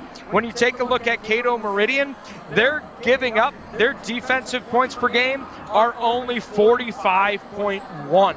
So defensive juggernauts who aren't stealing the ball at a crazy clip. 203 steals puts them at 16th in Class C. But they have amassed 144 blocks this season, which puts them well in front of everybody else in that stat category for Class C. They are number 2 in assists, which means they move the ball well, and they're number 2 in rebounding. So if we're looking at X factors, the glass and the rebound battle could be a big thing to keep in mind here as we get this game underway.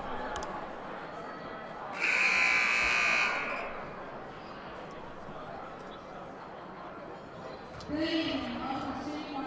This evening's boys varsity semifinal sectional game between the number 2 seed Cato-Meridian Blue Devils versus the number 3 seed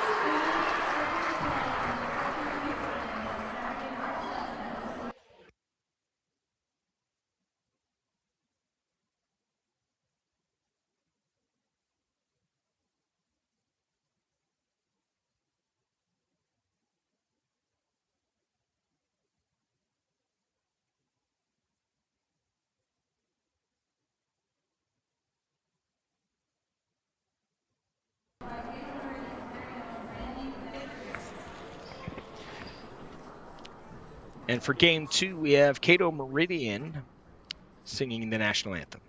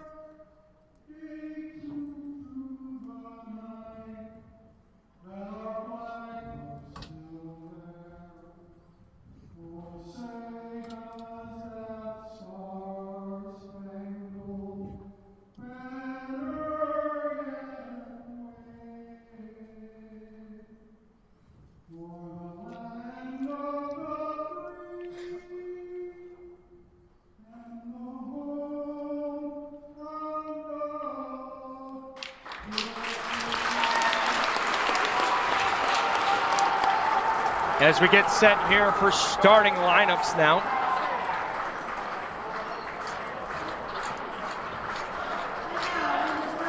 We did shift through our crowd. We have a mostly new crowd here in this packed house for this Class C semifinal matchup. Starting for Frankfort-Schuyler is Jagger Spina, followed by Jeremiah Ogovich, along with number 5, Joseph Mathlin. Mathlin averaging 9.2 points per game. Marquise Grimes in the starting lineup with 13.8 points per game and leading the team in rebounding with 163. And rounding up the starting 5 is number 24, Jerome Bowen, leading the team with 16.1 points per game. Starting for Cato-Meridian is Brody Smith. He leads the team with 54 blocks.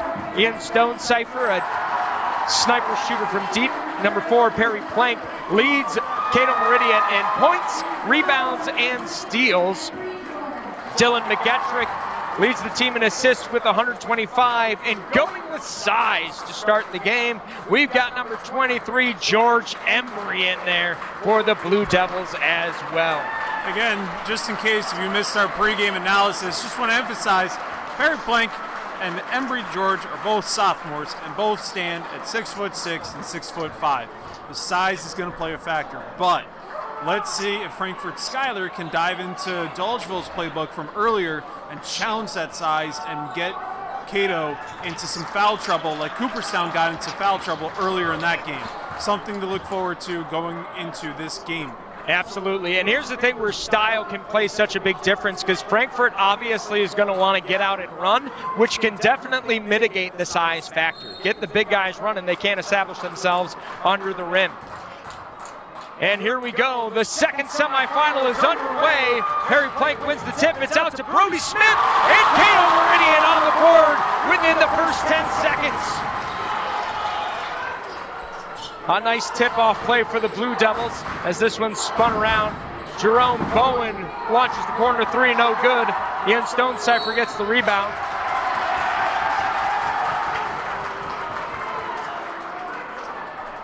Stonecipher trying to find McGettrick, will throw that one out of bounds. So the Knights get another look at this one. Get a second chance on this possession. Matlin inbounds it to Spina.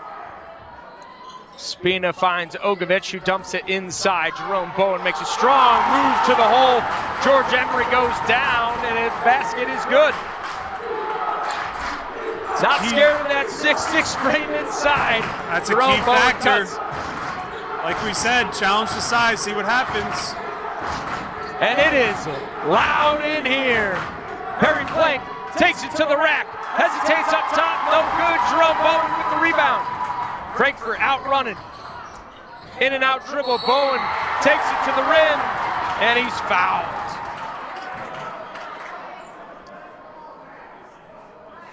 That foul is going to go on Ian Stonecipher. That'll be his first. And man, this game has just started, and the intensity is right where we left off with the Cooperstown game. This place is electric. And once again, it is full in this gym right now. Yeah, we definitely, Morrisville set up this stadium with some seats folded down to make sure that there was enough room for people to get around. And we have moved those seats up to make room for more people to sit. Bowen hits the free throw. Frankfort now on top. As Bowen misses the back end. With a minute gone, it's 3-2. McGettrick on the wing. Scans. Takes on Spina. Whoa! Marquise Grimes jumps and hedges that screen. Turns it over, and Jagger Spina takes it to the rack for the score. And now a steal from Matlin. McGettrick tries the no-look pass and turns it over. The jumper and one! Jeremiah Ogovich! Oh my, what a start here from Frankfort.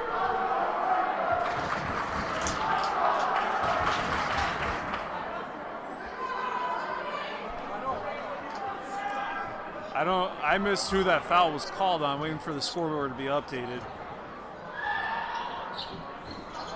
Ogovich converts the three-point play, and Frankfort's running out early, 8-2. Full court man-to-man. Spina, step for step with McGettrick. McGettrick trying to break it down, drops it off to Brody Smith. Hands it off. Tries to dump it down to Emery George, and it's knocked away. Another steal. Marquise Grimes going up the sideline, and he's pushed out of bounds by Ian Stonecipher. But Stonecipher gets the foul, and that's two. Two on Ian Stonecipher already. And checking in will be Evan Stonecipher to take him out. And surprise Cato's coach isn't calling a timeout, letting emotions settle. Let's see if they can get through this. We're only a minute and 30 seconds in. He's trusting that maybe they can put it together. Cato now in the 1-3-1 zone as they lose control. And there's Perry Plank with the steal. Going the distance, those long strides. Too easy. And it's a finger roll for Plank. Maybe that's what they needed. Trust your defense, create a turnover, reverse this momentum. Marquise Grimes misfires, but the rebound, man. Frankfort-Schuyler is flying around this floor. They are Marquise Grimes inside, kicks it out. Spina, floater, nothing but net. 10-4. Little chef's kiss on that. Frankfurt's fan section is on their feet. It is loud in here. McGettrick hounded. Plank finds a lane. Euro step. Swatted away by Marquise Grimes. Jerome Bowen all the way. Euro step. Goes up strong. No good. Everett George rebound. Plank gets it. McGettrick pops it over Stone Cipher. Thinks about it. Pulls it back out. Cato-Meridian will run an offense.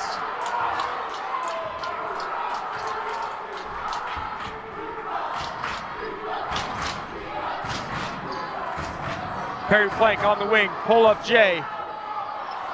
Not enough. Marquise Grimes comes away with it. And this is a center that can run. Grimes, Euro step, no good. And this thing is going at cheetah speed. McGettrick all the way to the hole. He draws the foul, but can't get the bucket to go.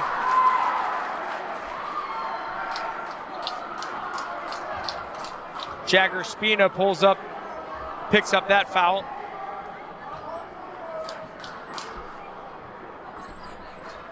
Still not sure who the second foul on Cato was on.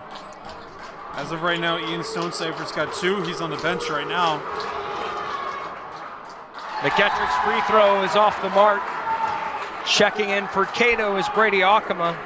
He averages 2.3 points per game, has 52 rebounds on the season. Has 11 steals, though, for the Blue Devils, as George Embry will get a breather. Maybe trying to make some adjustments, having to deal with the speed. And that is one thing, these teams haven't seen each other, and you know what doesn't translate to tape is speed. Everything moves faster in person. And Frankfort, my God, is the fastest team I think I've seen on the floor this season. Plank taking up the point. Even comparing them to Cooperstown and Dolgeville, I think Frankfort is playing faster than both of those teams that we saw earlier. Definitely. Mathlin pulls up from the elbow, off the mark, no good. And maybe the adrenaline's starting to wear off here. Shots are coming a little harder to fall. We'll have to see how this plays out. Frankfort staying in this aggressive man-to-man. Plank using the screen and roll, dribbles behind the back, spin move, and it's blocked by Jerome Bowen. Mathlin to the rack, off the mark, no good. Here comes Akama, drops it off to Brody Smith, who is not expecting it, and a turnover for the Blue Devils. Looks like Cato's going to call timeout here for Cato-Meridian. A 30-second timeout. I mean, what are you telling your guys in the huddle? If I'm Cato? Yeah, if you're Coach Humberstone, what are you telling them? At this point, just take a breather. We're halfway through the first quarter. The game has started. It's basketball. Yeah, it's a sectional semifinal, but it doesn't matter. It's just another basketball game, and go back to what works for us. Use our size, slow them down, and make smarter choices offensively. You got to adjust here. They're fast. Now you know it. Now let's come together as a team here and adjust. And what are you telling your crew if you're Coach Rosenkevich here for Frankfort? I mean, keep it going. Keep the intensity high. Keep challenging them. They're not invincible. Yeah, they have size and athleticism, but you still got to make them earn it. Keep going after them. Maybe they get in some foul trouble, slow the game down a little bit against Cato. Let's keep it going here. And we're back in action as Bowen gives it to Spina, who passes it over to Ogovich. Spina drives, kicks Ogovich. Deep three off the mark. Rebound batted around. Stonecipher grabs it. McGettrick's head on a swivel as he dribbles through traffic. Akama up to Plank. Plank taking his man on one-on-one, finds Brody Smith now. McGettrick, nice behind the back dribble, jacks up the three, and he buries it. Oh, how you doing? It is 10-7. There we go. Scoreboard caught up there. That shot goes off the mark. Marquise Grimes, man, this kid is hounding the basketball. Any young guns watching? Wow. That's the effort you can't coach. You got to bring that. Marquise Grimes, man, impressing me right off the tip. Stonecipher thinks about putting up the three. Bowen knocks him away. Plank with it now. 16 on the shot clock. And a foul here on Grimes. He's not going to like that foul, but he did get 2 hands on him. An aggressive hedge screen. This reminds me of the University of Houston. Really aggressive on hedging their screens. That seems to be exactly the same strategy that Frankfort is employing here. The problem with that one, Grimes puts both hands on the man he's defending, and that's an automatic call. McGettrick crosses it over, hits Smith. Off to Stonecipher, corner three, off the mark. Brody Smith with the rebound. McGettrick, deep three straight on, no good. I tell you what, man, Frankfort-Schuyler came ready to play.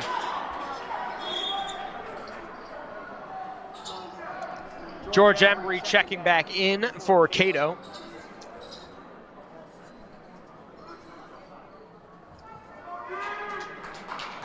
And I kind of like the strategy, too, defensively for Frankfort in the sense of being aggressive, being fast, being in their face, because if this Cato team is going to beat this Maroon Knight team, they're going to have to earn it. They're going to have to earn every single point tonight.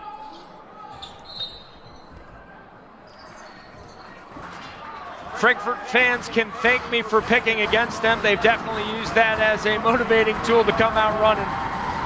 This team is fun to watch as Jerome Bowen scans, gets it inside. Marquise Grimes, reverse laying, no good. Embry George cleans up the glass. Frankfurt's getting a little cold.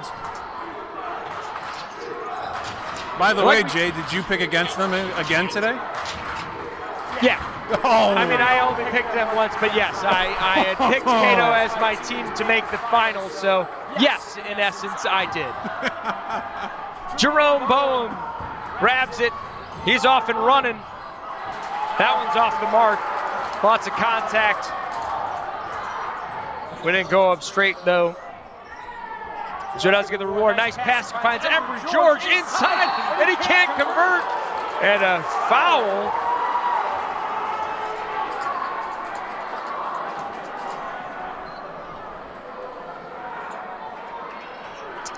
I don't know if that foul call came late. It must have been on the previous shot, and he just had a trouble getting the whistle to his mouth as Embry George here goes to the line for 2 for Cato. In and out. Free throws might be a big part of this game. Got to take advantage of them.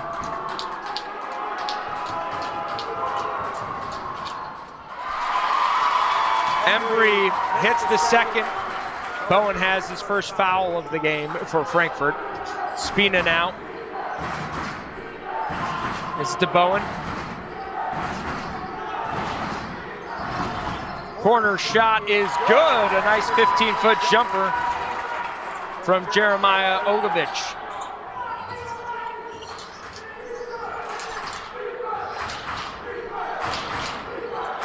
McGettrick brings it up for Cato, finding themselves down by 4 early.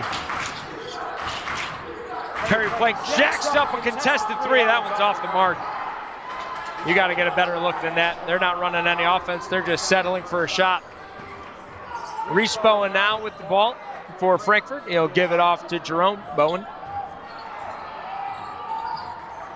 He cuts in, finds Marquise Grimes inside. Oh. Grimes can't make it, but a foul on the floor is going to be called on Evan Stonecipher. That's going to be his first pushing off on the rebound attempt. Frankfurt's getting good looks, just gotta finish. Gotta finish here.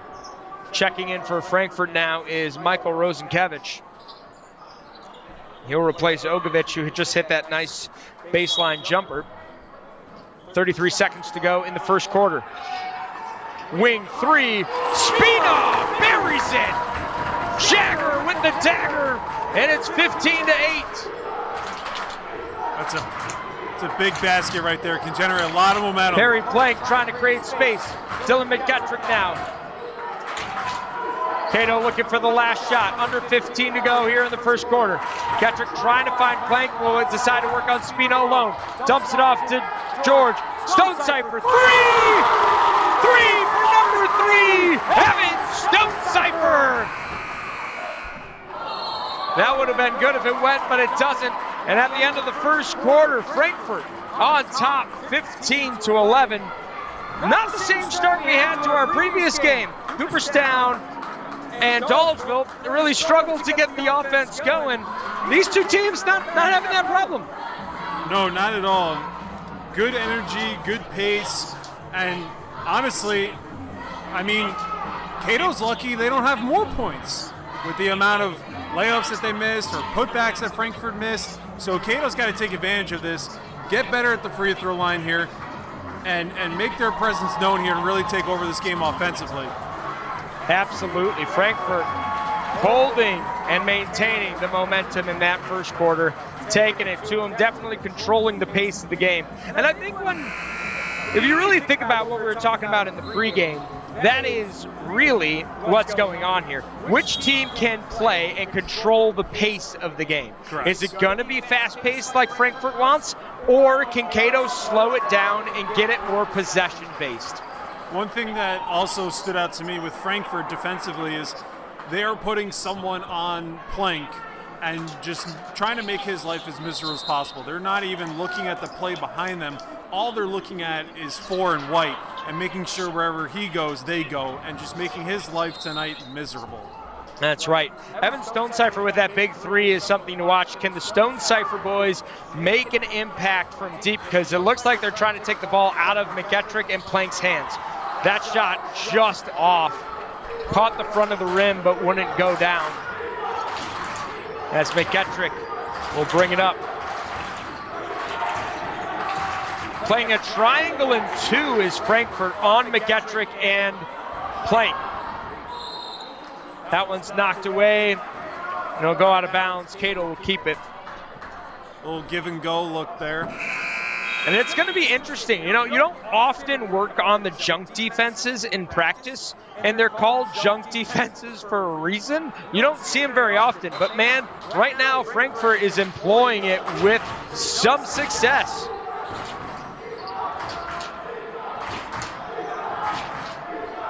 Stonecipher scans, finds Ian Stonecipher. 3, no good, too far.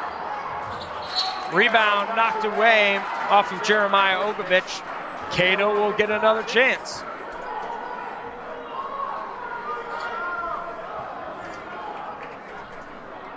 There's the reset of the shot clock they were looking for. As Ian Stonecipher goes to inbound it. He'll lob it into Evan Stonecipher. McGettrick with the screen to roll from Smith, finds Ian Stonecipher, wing 3, in and out. Brody Smith with the big rebound. And a foul on the floor is called. That foul will go on Javon Myers. That's his first personal. Team's first of the quarter.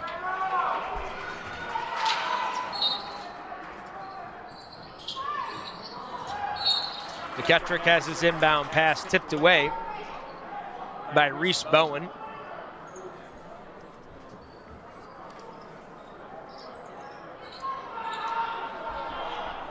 Frankfort boys seem to have been having a wonderful season all the way around. Made it to the sectional finals for 8-man football. Had a nice run in boys soccer. And now find themselves on the cusp of a trip to the sectional finals here in basketball as well. And a lot of these names are the same names we saw on that football field.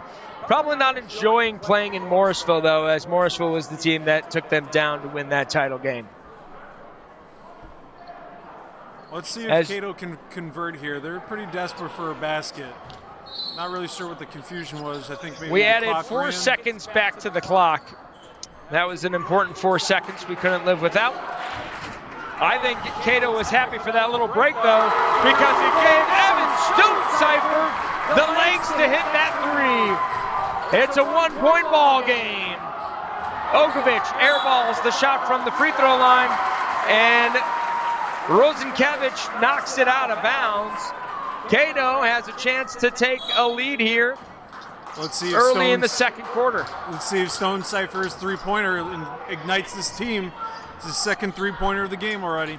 It'll be interesting to see. Can they run Frankfort out of this triangle and 2 defense? Can they get them into a different game plan?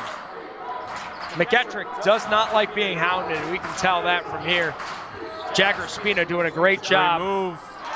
But he's able to work that pick and roll and fades off, and McEttrick hits the 2-pointer to give Cato the lead. Perry Plank picks it off, feeds McEttrick up top. He's going against Bowen, and the layup is too strong. I tell you what, McEttrick is pretty shifty. He can generate his own space pretty well, and you saw that on the last jumper.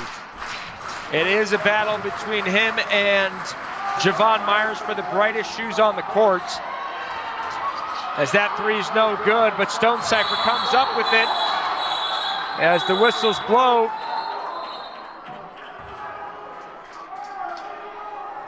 And man, things are getting heated here early on that jump ball. Good job by the ref there to de-escalate the situation. Way to get himself in between those players before anything actually happened. We're going to have, after that jump ball, Cato inbounding the ball. Checking back in for Frankfort is going to be Jerome Bowen along with Marquise Grimes.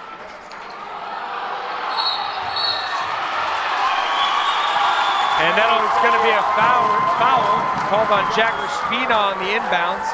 And that's going to be huge. If they want to play this triangle in 2, Spina's got to stay out of foul trouble, but that's his second.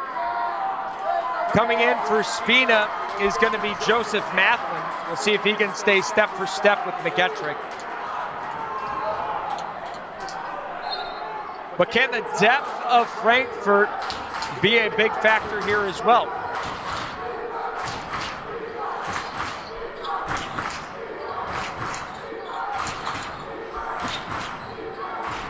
Plank with it, moves it over. Stonecipher thinks about it, puts it on the floor. Jumper blocked by Grimes. Brody Smith, though, picks it up, an inside move, no good. Knocked away, and Smith somehow comes away with effort. it. McEttrick, floater in the lane, it's good! Cato now up 18-15 with just over 5 minutes to go here in the half. Great effort there by the junior Brody Smith.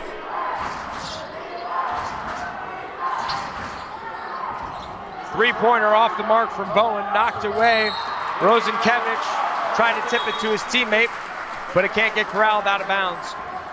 Embry George now in for Cato-Meridian. Frankfort's got a... And there's a timeout. Looks like we're going to have a swing of momentum in this game. Frankfort had all the momentum early. Now looks like Cato's reversing it. Could maybe look like a ping pong match here of momentum going back and forth, back and forth. Yeah, I mean, to be honest, I think the speed of Frankfort caught Cato off guard. Maybe at this point they can hopefully start to settle in with that speed and cope with it. And right now they're making use of those possessions. Frankfort, on the other hand, maybe that adrenaline rush early in the game has worn off a little bit. We've seen some shots going off the mark as the legs start to get a little more tired as this half has progressed. Can they settle in and just find themselves in rhythm? I don't know if they're a rhythm team, though. I think they like the chaos. I think they thrive in the chaos, so look for them to push the envelope all game long. It's definitely chaotic early, and they were enjoying it. Not a good start to the second quarter, though. Cato has started the second quarter on a 7-0 run. With Spina on the bench now in foul trouble, Mathlin is stepping off a little bit, giving McEttrick a little more space. McEttrick finds Stonecipher. And out of bounds as this one's knocked away. A turnover for Frankfort. And we did see there, Mike Rosenkevich has changed the strategy up as he moves to just straight up man-to-man defense and has gotten out of that triangle in 2. So far, I'm very impressed with Jerome Bowen's defensive nice ball skills. movement. Frankfort finds them moving frantically with that nice ball movement. And we're going to have a foul on Brody Smith. It's going to be his first, maybe. Still don't know. We missed one foul on Cato early, so we're still unsure of where that one stands. Inbound, lobbed up to Marquise Grimes. Perry Plank picks his pocket, and the lefty lane is good. It's 20-15, 5-point lead for the Blue Devils. 9-0 run now. Ogovich misses the jumper. Rebound, Matlin tries to find Rosenkevich, but can't. Taken away by Stonecipher. McGettrick pushing the pace. Brody Smith attacks the rim, and it's good. Cato's side of the stadium has come alive, and Frankfort's gone a little quiet as Jerome Bowen turns the ball over and is bailed out with a foul. I believe that's going to be called on Emory George. That'll be the big man's first foul.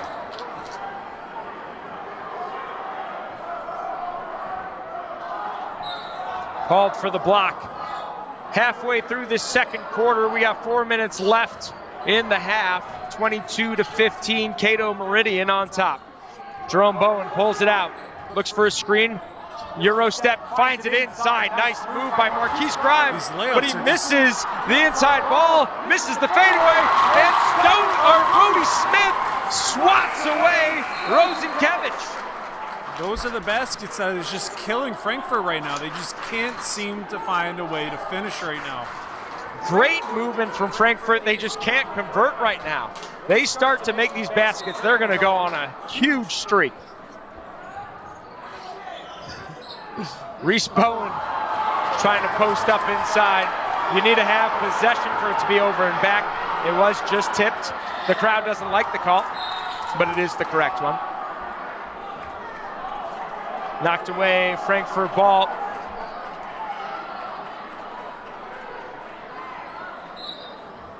.25 seconds on the shot clock. Frankfort gets it in. They find Ogovich. Deep wing three, and he buries it. Finally ending that drought there for Frankfort. And it's a 4-point game again. Deep three there. That three wakes up the Frankfort crowd. McGettrick drives. The ball is tipped away. Cato will retain possession.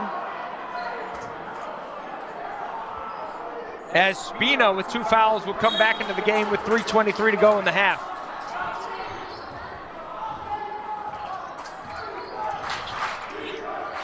Working the ball around, finds Plank inside. Plank draws all the attention, and he finishes tough at the rim.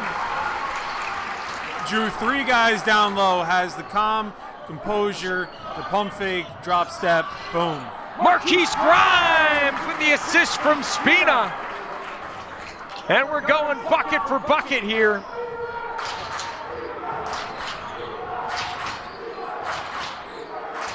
Stonecipher thinks about it, passes it off to McGettrick. Plank with it on the wing. He gets it to McGettrick up top. McGettrick launches the three, well short. Emory George, though, pulls up the rebound, but Marquise Grimes pushes it away, and he's pushing the floor. He finds Spina, but little man in big man town pulls it out. Jerome Bowen launches the three. McGettrick loses his footing and trips. And unfortunately for McGettrick, he falls into the landing space of Jerome Bowen. So McGettrick's going to pick up a foul here. That's his first, we believe. And Jerome Bowen will go to the line, shooting 3.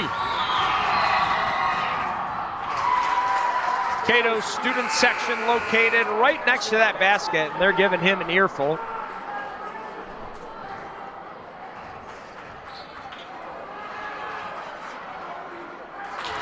Bowen drills the second. And Evan Stonecipher will check back in, replacing Brody Smith.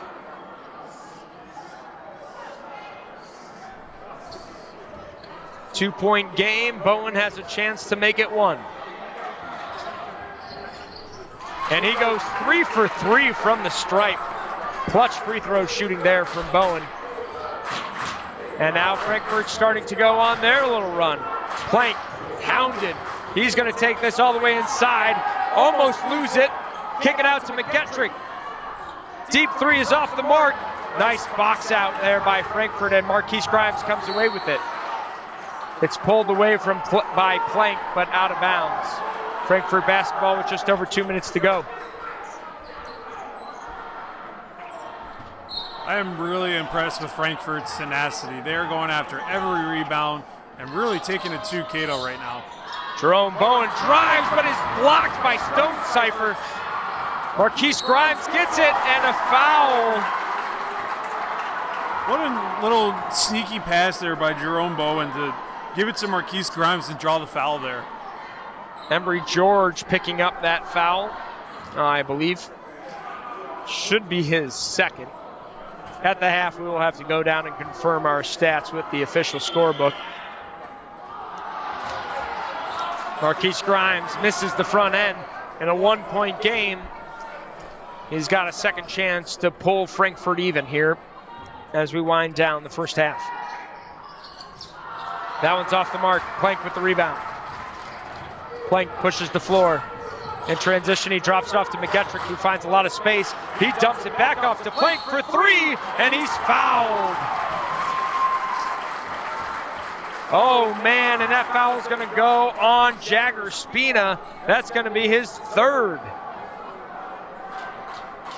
You know, I've worked a lot of high school games doing the scoreboard. I haven't seen this many fouls committed on three-point shots before. This is some intense defense is what I think we're witnessing. Plank hits the first. Every shot is contested. Both these teams knew what was on the line in this game, and they're putting it all out there. I love the electricity that's here for this game. Plank 2 for 2 so far. Gotta love it. Gym is packed, semifinals, student sections are loud. This is what you want. Joseph Mathlan checking in for the Maroon Knights. Plank 3 for 3 from the stripe. Gives Cato a little cushion, a 4-point lead once again. Entry pass is knocked away, but Marquise Grimes comes away with it. Euro step, dishes it. Mathlan 3, off the mark, no good. Plank pushes the floor for McGettrick. He doesn't like what he sees. They'll pull it out and set up their offense. Ian Stonecipher cycles it. Gets it back. Passing and cutting through are the Blue Devils as they get it to Plank, who shakes and bake against Reese Bowen. He gets him to pick up the dribble. McGettrick now hounded by Jerome Bowen. Puts the floating pass up to Embry George, and he's swatted inside. Embry George gets rejected. Jerome Bowen goes to the coast, and Plank stuffs him right back. The defense in this game is incredible. Embry George runs the floor, but can't convert. Dylan McGettrick grabs the ball, and a foul is going to go on Marquise Grimes. That's going to be his second. Oh my God, this game is utter chaos. It's insanity, folks, and we're just 1 minute away from the end of the first half. My brain can't keep up with what's going on right now to formulate words.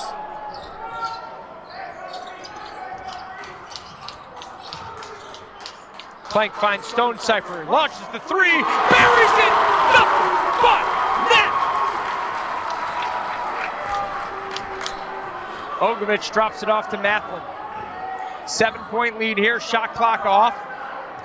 Does Frankfort try to launch something up, or do they wait for the last shot? Bowen thinks about it, drives inside, and he'll draw the foul.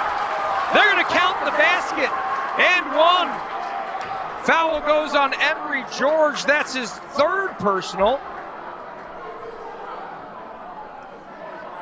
And Jerome Bowen going to the charity stripe to make this a 3-point game with just over 15 seconds left in the half. Just when you're thinking one of these teams has the upper hand, the other one comes right back. Bowen drills it. McEtrick holding for the last shot. Gets the screen from Plank. He calls for the screen from George. He cuts to the rim. No good. George with the rebound, but it bounces off the knee. Out of bounds. Cato will keep it with 1.4.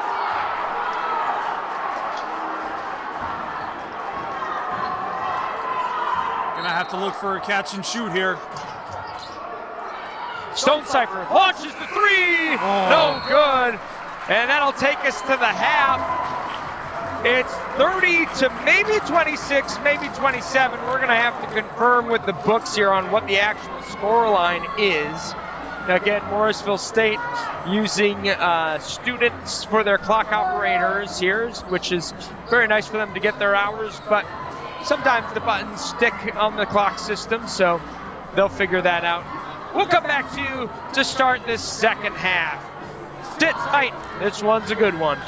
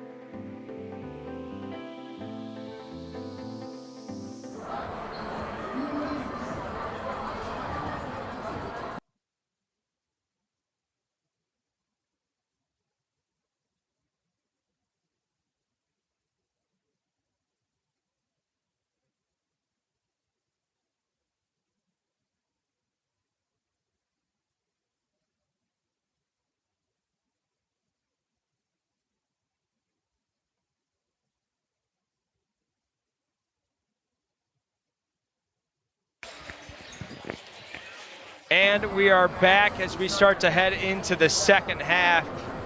Sanders, what has been the tale of the tape so far?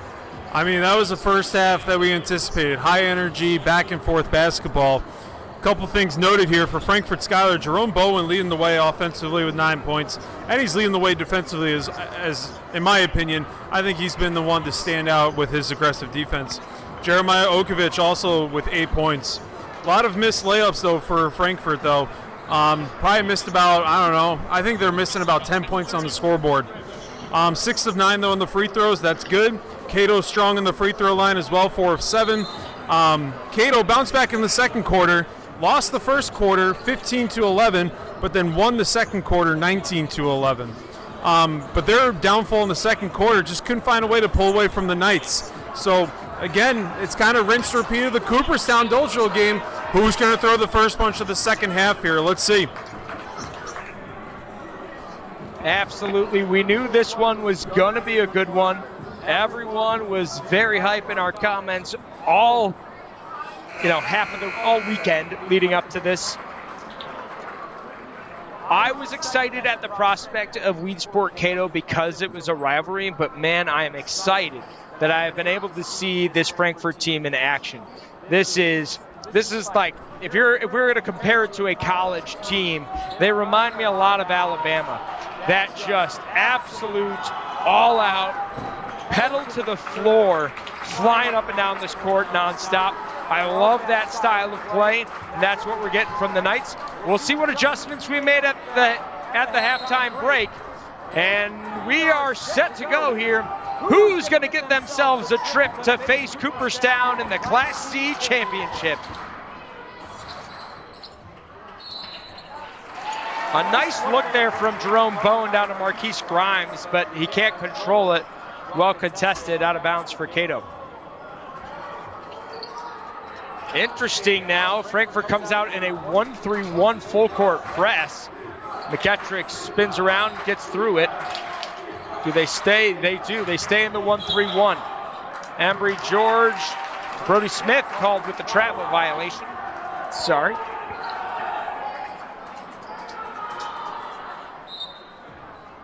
So both teams go scoreless on their opening possessions of the half. As Joseph Mathlin brings the ball up. Nice move inside. Reese Bowen, Reese Bowen pinned his man down low and then gets the open look. McGettrick to Plank. Cato needs to adjust to the fact that it's the 1-3-1. Right now their spacing is not optimal, but they're moving the ball well. Perry Plank launches the 3-ball off the brick, no good. Embry George can't corral it. And Jerome Bowen's got the Knights off running. Marquise Grimes inside, misses the bank shot, gets the rebound, collects, misses again. McGettrick, he's able to come away with it. Hounded the entire way. Smith to Plank. Back to Smith. Marquise Grimes, active hands, almost knocks that away. Grimes usually plays center. He's on top of this 1-3-1 zone. He is a mobile center. Nice entry pass into George. He's able to get it after it's initially swatted. Brody Smith, nice inside move. Right hand lay-in. And there's our first points of the second half for Cato. No look pass. Jerome Bowen, 3-ball off the mark. McGettrick scanning the floor. Getting it before they get set up. Plank corner 3. He buries it right in front of the student section. Kind of like Miles Nealon of Cooperstown. Can't give him space and time like that to chuck up a 3 because he'll sink it. Frankfurt couldn't figure out where to be positionally in transition, and it cost them. But Jerome Bowen's going to drive to the hole and pick up a foul here on Ian Stonecipher. Stonecipher is being plagued with the foul trouble. That's his third.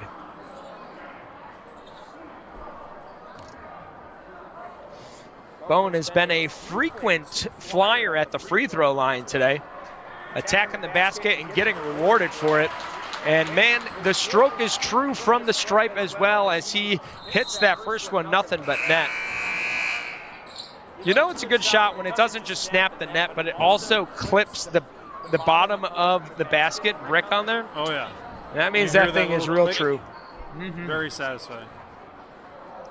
Few sounds in sports are as good as the swish in basketball.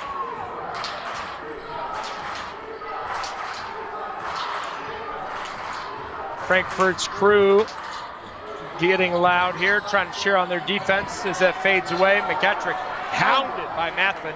He gets open, look for three though, and that's off the mark. Grimes gets the rebound. From the wing, Reese Bowen, no good. McGetrick with the rebound, and he's off and running. Thinks about attacking, thinks about a pass. Instead has to find Plank. Plank gets it away. Stop it! Oh my! 1,000. And that's going to be Perry Plank's 1,000th point.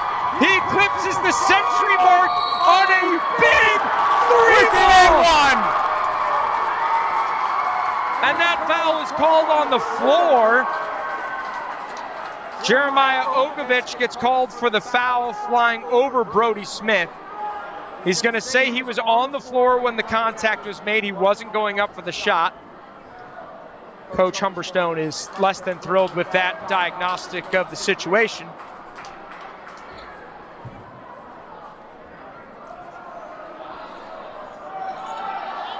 Who was that foul called on again? Ogovich. Okay. Jeremiah Ogovich picks up his first foul of the game. Checking in is Jagger Spina. As all of a sudden Cato finds themselves up by 8. Quick inbound pass to Brody Smith. He's falling out of bounds. And that pass is stolen away by Reese Bowen. Bowen to the rack. And he finishes. Nice play by Reese Bowen. He only averages about 8 points a game. But a nice steal there for the Knights. It's like the old NBA Jam game. Plank is on fire. Perry Plank! Oh my! Spin to the rack from the big fella. Marquise Grimes, nice dump in. Oh my! Brody Smith swats it away, but Marquise Grimes comes away with it. Reese Bowen to the rack, through the contact. No good. Grimes with the rebound. Floater, no good rebound. Stone Cipher, and just like that, it's an 8-point lead for Cato. Can they go on a run with 4 minutes to go? Timeout called by Coach Humberstone.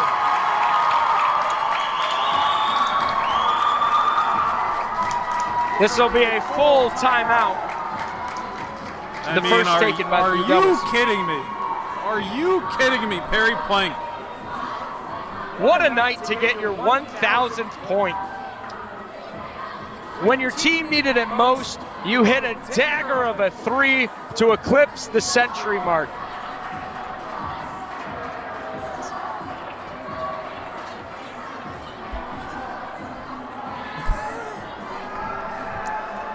Just want to point out once again, folks, Perry Plank is a sophomore. He is a sophomore that just reached 1,000 points. He came into tonight's game with 458 points this season. He's averaging 20.8. And he is putting the Blue Devil squad on his back tonight. Hounded early, rushing shots early, but he has found a rhythm here now. I mean, who knows, too? Like I said, he's a sophomore. Who knows if he's done growing? Got to give credit here to the fans. They're nice and loud. Student sections are going. Cato's student section maybe laugh a little bit. One of the students is holding up a sign that says Cupcake Schedule. A little shade thrown to Frankfort there. Gotta love the passion. That was some criticism as you look at Frankfort's 20-2 mark, that their strength of schedule wasn't great, and that's why they are seeded as the 3 instead of the 2. Cato-Meridian has the same record, and they even have some like opponents, but the strength of schedule gave Cato the home team for this game. Brody Smith on the roll to the rack, and it goes! And the no fun squad will come out to play as the Zebras will give a bench warning to Brody Smith because he touched the ball after it went in the basket. You just can't toss it. You just got to let it go. Unfortunately for Cato there, that stoppage does seem to slow the momentum a little bit. You want this place rocking when you're feeling it and getting rhythm. Spina up to Bowen. Frankfort's getting great looks, although sort of creatively. Ogovich! Oh my, Jeremiah Ogovich hits the three. Speaking of not really like having a setup, they just tossed it to him on the wing and he said, I got space. I'll put it down in your eye. Shuffles of the feet there. Dylan McGettrick gets it. Scanning, looking, nice entry pass. No look to Brody Smith. He turns himself around and the baby hook shot goes. It's back and forth here in Morrisville. Brody Smith gets the block and the rebound, saving it as he flew out of bounds. The pass over to Stonecipher, almost out of control. Plank gets it back, deep three, no good. Rebound by Akama. Rebound. What a rebound. Brady Akama averaging 2 points a game this season, 2.3. He goes in, flies in there, grabs that rebound, draws the foul as we have a timeout. 30-second timeout by Frankfort. Which Frankfort player had that foul? You got me. I feel like he put up a three. It might have been on Ogovich, which would be his second.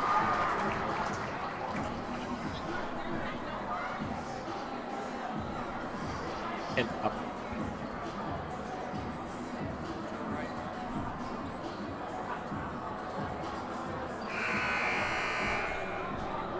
Again, we've seen a lot of momentum swings here. Let's see if Frankfort can kind of work together here after these free throws to see if they can reverse all this momentum that Cato has generated.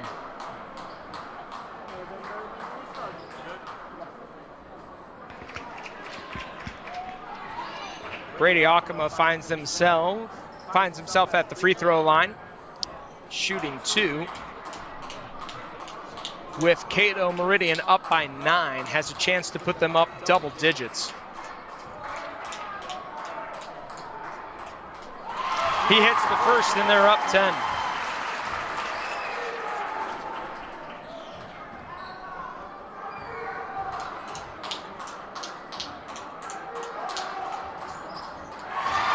Akama goes to the line and he gets both to go.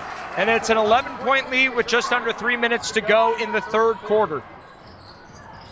Jerome Bowen puts the ball on the floor. He gets on the floor. Turnover. Outlet pass. Up to McGettrick. Inside to Smith. And he gets Javon Myers to land on top of him. Great hustle by Myers to get back, though. For Frankfort, that's going to be his second foul on the evening. Great hustle to get back.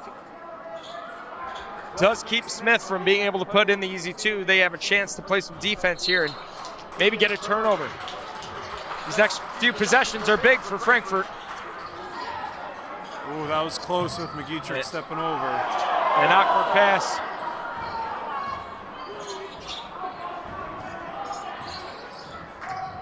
Brody Smith, the nice screen there as Plank takes it to the rack and he draws the foul.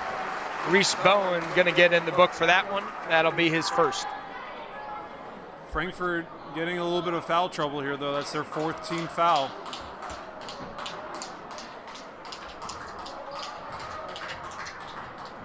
Cato-Meridian doing a nice job attacking the rim this quarter. Plank's first free throw falls in. It's almost like Cato kind of took a page out of Frankfort's playbook of saying, you know, they charged at them first, and now it's Cato's turn, and Cato's really making an emphasis of it. Yeah, whoa. That free throw is going to count, and we have a foul on the floor, hooking arms. Count the basket.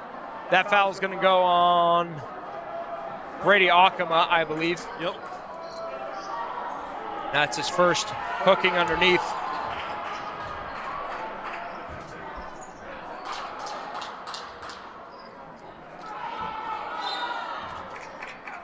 And the pace of play is still fast, but it is definitely more within the comfort of Cato here in this second half. Those missed opportunities by Frankfort are kind of tallying up and kind of hurting them right now. Absolutely. Bowen to the rack, forces it up, won't go. Plank out to McGettrick. Nice outlet pass, and McGettrick will finish the smooth bunny. It's 50-35, and it's a 15-point lead here for Cato. O'Gettrick buries the three. What a silky smooth finish for Jeremiah Ogovich. That's his third three of the game. 3 threes for number 3 as Spina picks this one off and feeds it to Bowen, and that's a lay-in, and just like that, a 5-point run here for Frankfort. Ogovich has got 14 points on the game so far. Whenever they've needed a bucket, he's responded. Once again, Cato just can't fully pull away. McGettrick's 3 off the front of the iron. Frankfort out and running. They won't go away without a fight, we know that. Spina and McGettrick's battling. McGettrick gonna get tallied up there. That's gonna be his second personal. And Embry George making his appearance again here in the second half. Dealing with some foul trouble as he has 3 on him. As Cato will drop into that 2-3 zone. Trying to, nice backdoor cut, and look there. Reese Bowen finishes. Reese Bowen coming up huge. Reese Bowen has gotten all of his 8 points here in the third quarter alone. Dylan McGettrick takes it to the hole, battling and looking for a foul, but won't get it. Taking it right to the chest of Perry Plank. Won't get it to go, nor will he get the foul. And Cato is out and running. Give and go pass. Oh, McGettrick can't get it to go. Tries to pass it off to get it out of bounds. It doesn't go out of bounds, and Embry George is there to clean it up. Back up to 10, it's 52-42. Shot clock off, 20 seconds to go. Spina with the ball, cuts in, kicks it. Ogovich scans, hits Bowen. Bowen drives in, tries to Euro step and draws the foul. Embry George officially in foul trouble. Embry George with his 4th foul. Now, all of a sudden, Frankfort attacking the rim again has put Cato into 4 fouls this quarter as well. While they've been playing relatively clean. And Jerome Bowen making a living at the free throw stripe. And of course, because I think that he's going to miss it. I apologize to you, Jerome. We all know you would have made it if I wasn't going to say something. Jerome Bowen, an absolute stud, led their football team in the quarterback position as well. He leads their team in points, assists, and steals. Plank as time expires. Runner just off the mark. And it's a 9-point game with 8 minutes to go. Definitely not a comfortable lead, although you're definitely happy with the lead if you're Cato in this situation. Absolutely. Also, shout out to Jerome Bowen, like you said, on the free throw line. 8 of his 12 points have come from the free throw line. He is shooting 8 of 10 from the free throw. Absolutely stellar from the stripe. He's only made 2 field goals this game, but he's getting the charity stripe to generate that offense for them.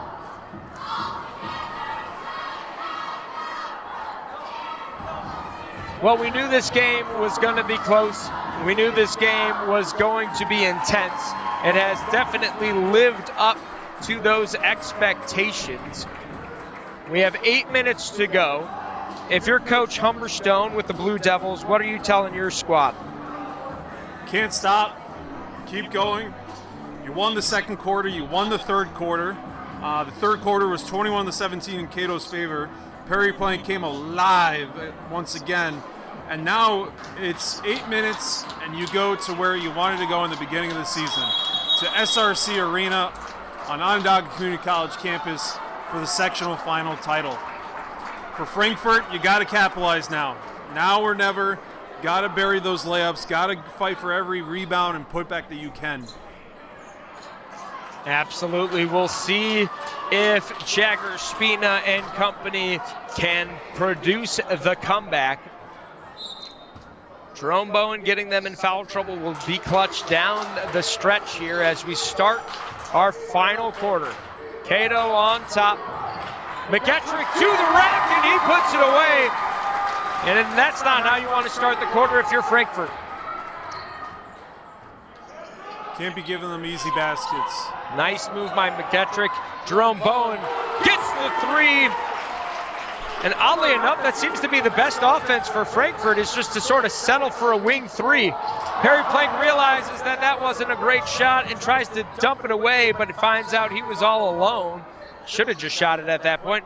Reese Bowen, step back, three. And just like that, Frankfort's back in this thing. It's a 5-point game. McGettrick dumps it to Plank. Plank for three. He answers the call.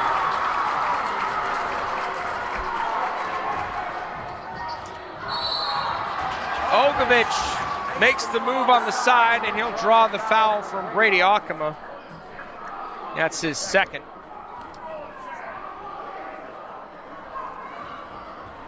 Bowen's making 2 clutch three-pointers, and Plank says, hang on a second, I'm still here. Draining another three-pointer. Frankfort building that momentum, capitalizing on a few mistakes there from Cato, draining back-to-back three-pointers. Reese Bowen, deep three. That one was from the parking lot. That one won't go. Rebound collected by Stone Cipher. Plank pushing the floor. McGettrick finds Akama underneath. Oh, good move. A nice pump fake. Gets Marquise Grimes to fly by. Brady Akama doubling his points per game from the season. He's up to 4. He is trying to catch up to his point total with his fouls, however, as he collects another one. That'll be 3 fouls. Again, for Frankfort, you got to limit those easy baskets. You're behind. Time is not on your side here. You got to make Cato earn every point if they are going to make a basket here. Right now, you got to extend that defense out and maybe make them stop making threes. As Ogovich launches another one, that's bricks off, no good. He finds Marquise Grimes inside, and Grimes struggles inside. Continue. Unfortunate, but Jerome Bowen picks that pass off, and Frankfort's running the other way. Launches the three just off the mark. Ogovich fade away, no good. Perry Plank rebound.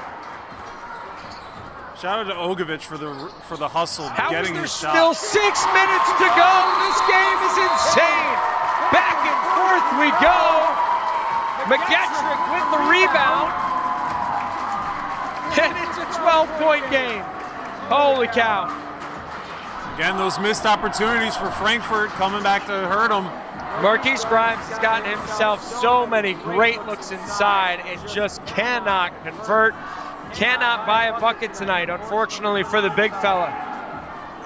Cato up by 12, double-digit lead, but it is by no means safe. We just saw Frankfort's ability to put up 8 points within a 30-second span. So buckle in, don't go anywhere. We got 6 minutes to go for a trip to the finals, a trip to OCC's SRC Arena in Syracuse. A trip to the big floor and a chance to lift a sectional title and continue your season on in hopes of a state run. Again, even with all the missed opportunities by Frankfort, they're still in it, like you said. 1 possession at a time offensively, 1 possession at a time defensively. This game, like you said, far from over. Got to settle the nerves here, settle the emotions, and just play basketball here for 6 more minutes. I'm Jay Lehman, joined here with Sandra Shanks for the CNY Sports Authority. We're covering the small schools with big coverage as Ogovich launches that three. It'll go over the backboard and called out of bounds. All those S's in my name kind of trip you up there. Oh, bit, it was a little missy there. Missy? A little We're on game 2, if you can't tell. The adrenaline has been pumping. I'm gonna not have any voice in class tomorrow. And Teaching is gonna be rough tomorrow. My goodness, has it been worth it? What an absolutely wonderful showcase of the talent in Class C. Nice pass, Perry Plank, Brody Smith, all the time in the world, and he buries it. Again, shout out to Plank, sophomore, being calm and composed and finding a wide open Brody Smith down low. Using his size to get the angle to make that pass over the top. Spina's shot goes awry. And a 14-point lead. And this is the pace Cato has wanted to play at, and they're getting to play at it right now. Slowing the game down, methodically trying to break down the Knights' defense. Time is on their side. McGettrick loses the handle in the double team, but is able to hold on. Timeout called by Coach Humberstone for Cato-Meridian. 11 left on the shot clock.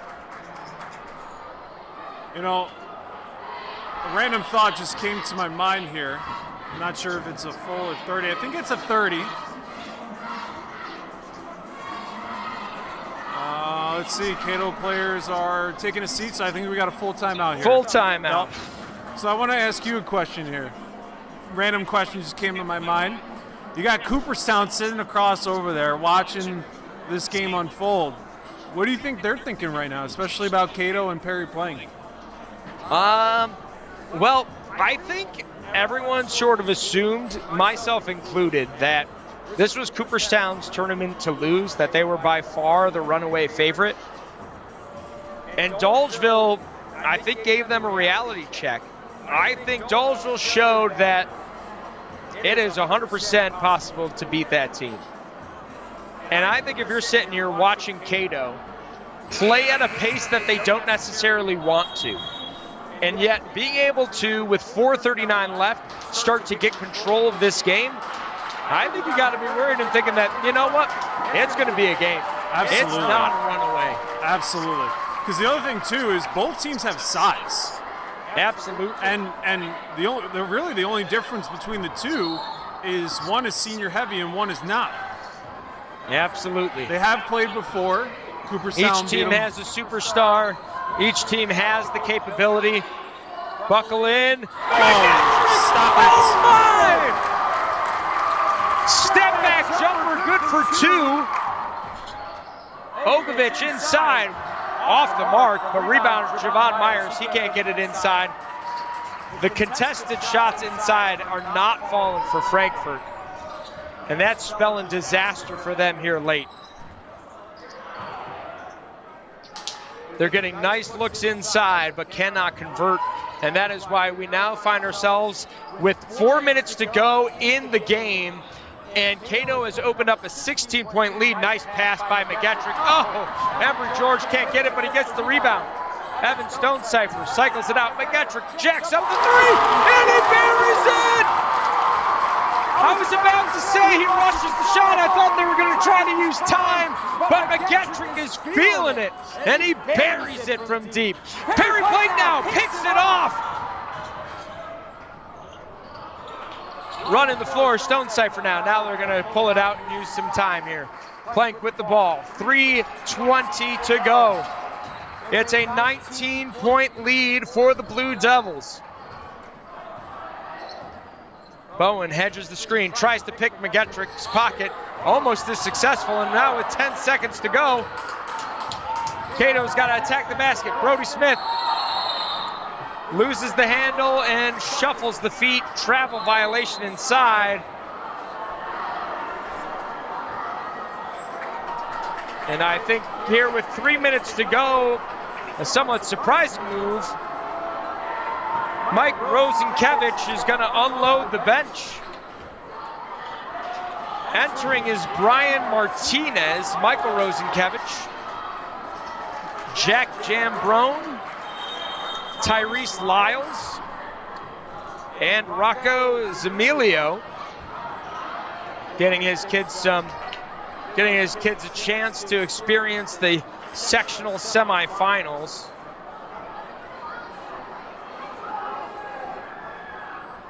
And we have a stray scoreboard as this has happened. Apparently it's 180 to 49, so that's an interesting conclusion by the scoreboard operating crew. There we go, we figured it out. Listen, sometimes electronics just don't work the way you want them to. And we're back in action here, 3 minutes to go. Cato-Meridian trying to punch their tickets to the sectional finals. A date with Cooperstown on the line as Frankfort starts to scan the defense, launches it up, it's no good. Embry George comes away with the rebound. Perry playing slowing things down, and I think we're going to see a lot of shot clock being used here. Absolutely. I think at this point in time, they would be okay with even taking a shot clock violation. 19-point lead for the Blue Devils. McGettrick inside, and he draws the foul.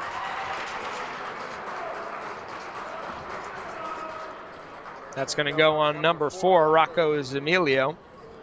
He gets his name entered into the stat book. Maybe not the way you'd want in the semifinals. Yeah. McGettrick drills it, and just like that, Cato-Meridian is up by 20. McGettrick came alive here late. Absolutely. Just in the fourth quarter alone, he had 2, 4, 6, 9, 11 points here in the fourth. 11 as he converts that free throw, and Cato-Meridian will now unload their bench as this one is all but sealed. The Blue Devils punching their ticket. Disaster struck them as they lost to Waterville in the semifinals last year.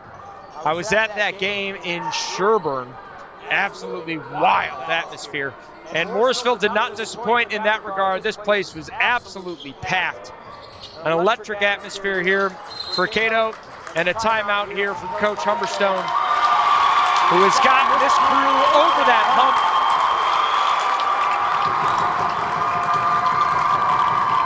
And senior Dylan McGettrick having a night to remember as McGettrick and Plank, a sophomore, will put this team on their backs and take them to the championship game this weekend. Entering for Cato is number 14, James Wilkinson, number 2, Nico Caswell, and number 15, Triton Schmidt, and number 5, Trevor Hamilton. Coast to coast goes Tyrese Lyles, and 1.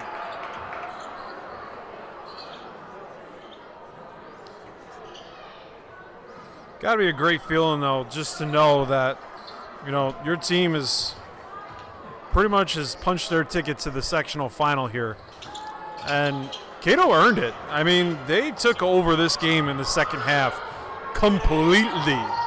So this matchup with Cato and Cooperstown, out of the, how many classes we have, 5 or 6? 6. However many, I mean, that Class C final is going to be unbelievable. Definitely want to tune in. All of these sectional finals will be broadcast on the NFHS network. As Nico Caswell hits the 3. Putting the stamp on it tonight as we get under a minute to go here. Oh my, Jack Jambrone launches the hook and gets it to go. Hey, bank's open. Bank is open. Up by 20, about 10 seconds separate the shot clock and game clock. As they're going to pull this one out and wait till late in the shot clock, cycle the ball in, takes it to the baseline, and the lane is good for James Wilkinson. And the student section going wild for Wilkinson. The three launches no good. Tyrese gets the rebound, puts it up, can't get it to go. Rocco Zamilio with the rebound, kicks it last second. Michael Rosikevich can't get it to go. And Cato-Meridian. This game was not what this end scoreline makes it look like. This was an absolute battle. But Cato-Meridian punches their ticket to the championship with a 22-point win over Frankfort-Schuyler. Shanks, any final thoughts on tonight's action? I mean, first of all, this is just a phenomenal night of basketball. Obviously, thank you to you for allowing me to join you here. But this was just an unbelievable, fun, high-energy, entertaining night here at SUNY Morrisville. And shout out to Cooperstown. Shout out to Cato. They're in the finals. You know, as much grief and hatred or anger we give the BTM model, hey, it's 1 and 2 in the final, and we wouldn't want it any other way. Absolutely. And I'll tell you what, folks, thank you for joining me and Sanders today as they honor Perry Plank for eclipsing the 1,000-point mark here. Not a single Cato fan has left this arena. Nope. As they celebrate. They'll invite, I believe, the parents onto the court here to celebrate with Perry accomplishing the 1,000-point and you talked about this mark. last year. I know we're at a semifinal game, but they did it after the game. You talked about that on our podcast. That's right. This do is it what after should the happen. game. This is the right way to do it, folks. Don't take a timeout and bring family on the court. There's a game to play. And look if you follow my method, you win by 22. What a phenomenal night here for Cato-Meridian. Thank you for joining us here in SUNY Morrisville. We will be back in action tomorrow with the Class C girls as we start the action with, oh my gosh, I don't even know what order the games are coming. West Kennedy Valley versus Weedsport, followed by Frankfort-Schuyler and Hamilton. Those games should hopefully live up to the same hype that these did. Thank you for joining me. This is the CNY Sports Authority. Big coverage, small schools. Thank you also to all of our sponsors who donated to the GoFundMe, especially for our big donor in LaFrance PT. Find them online. Rick is a great guy, and he'll get you fixed back up in shape and get ready back in the action. Thanks for joining me. I'm Jay Lehman of the CNY Sports Authority. Can't wait for the championship.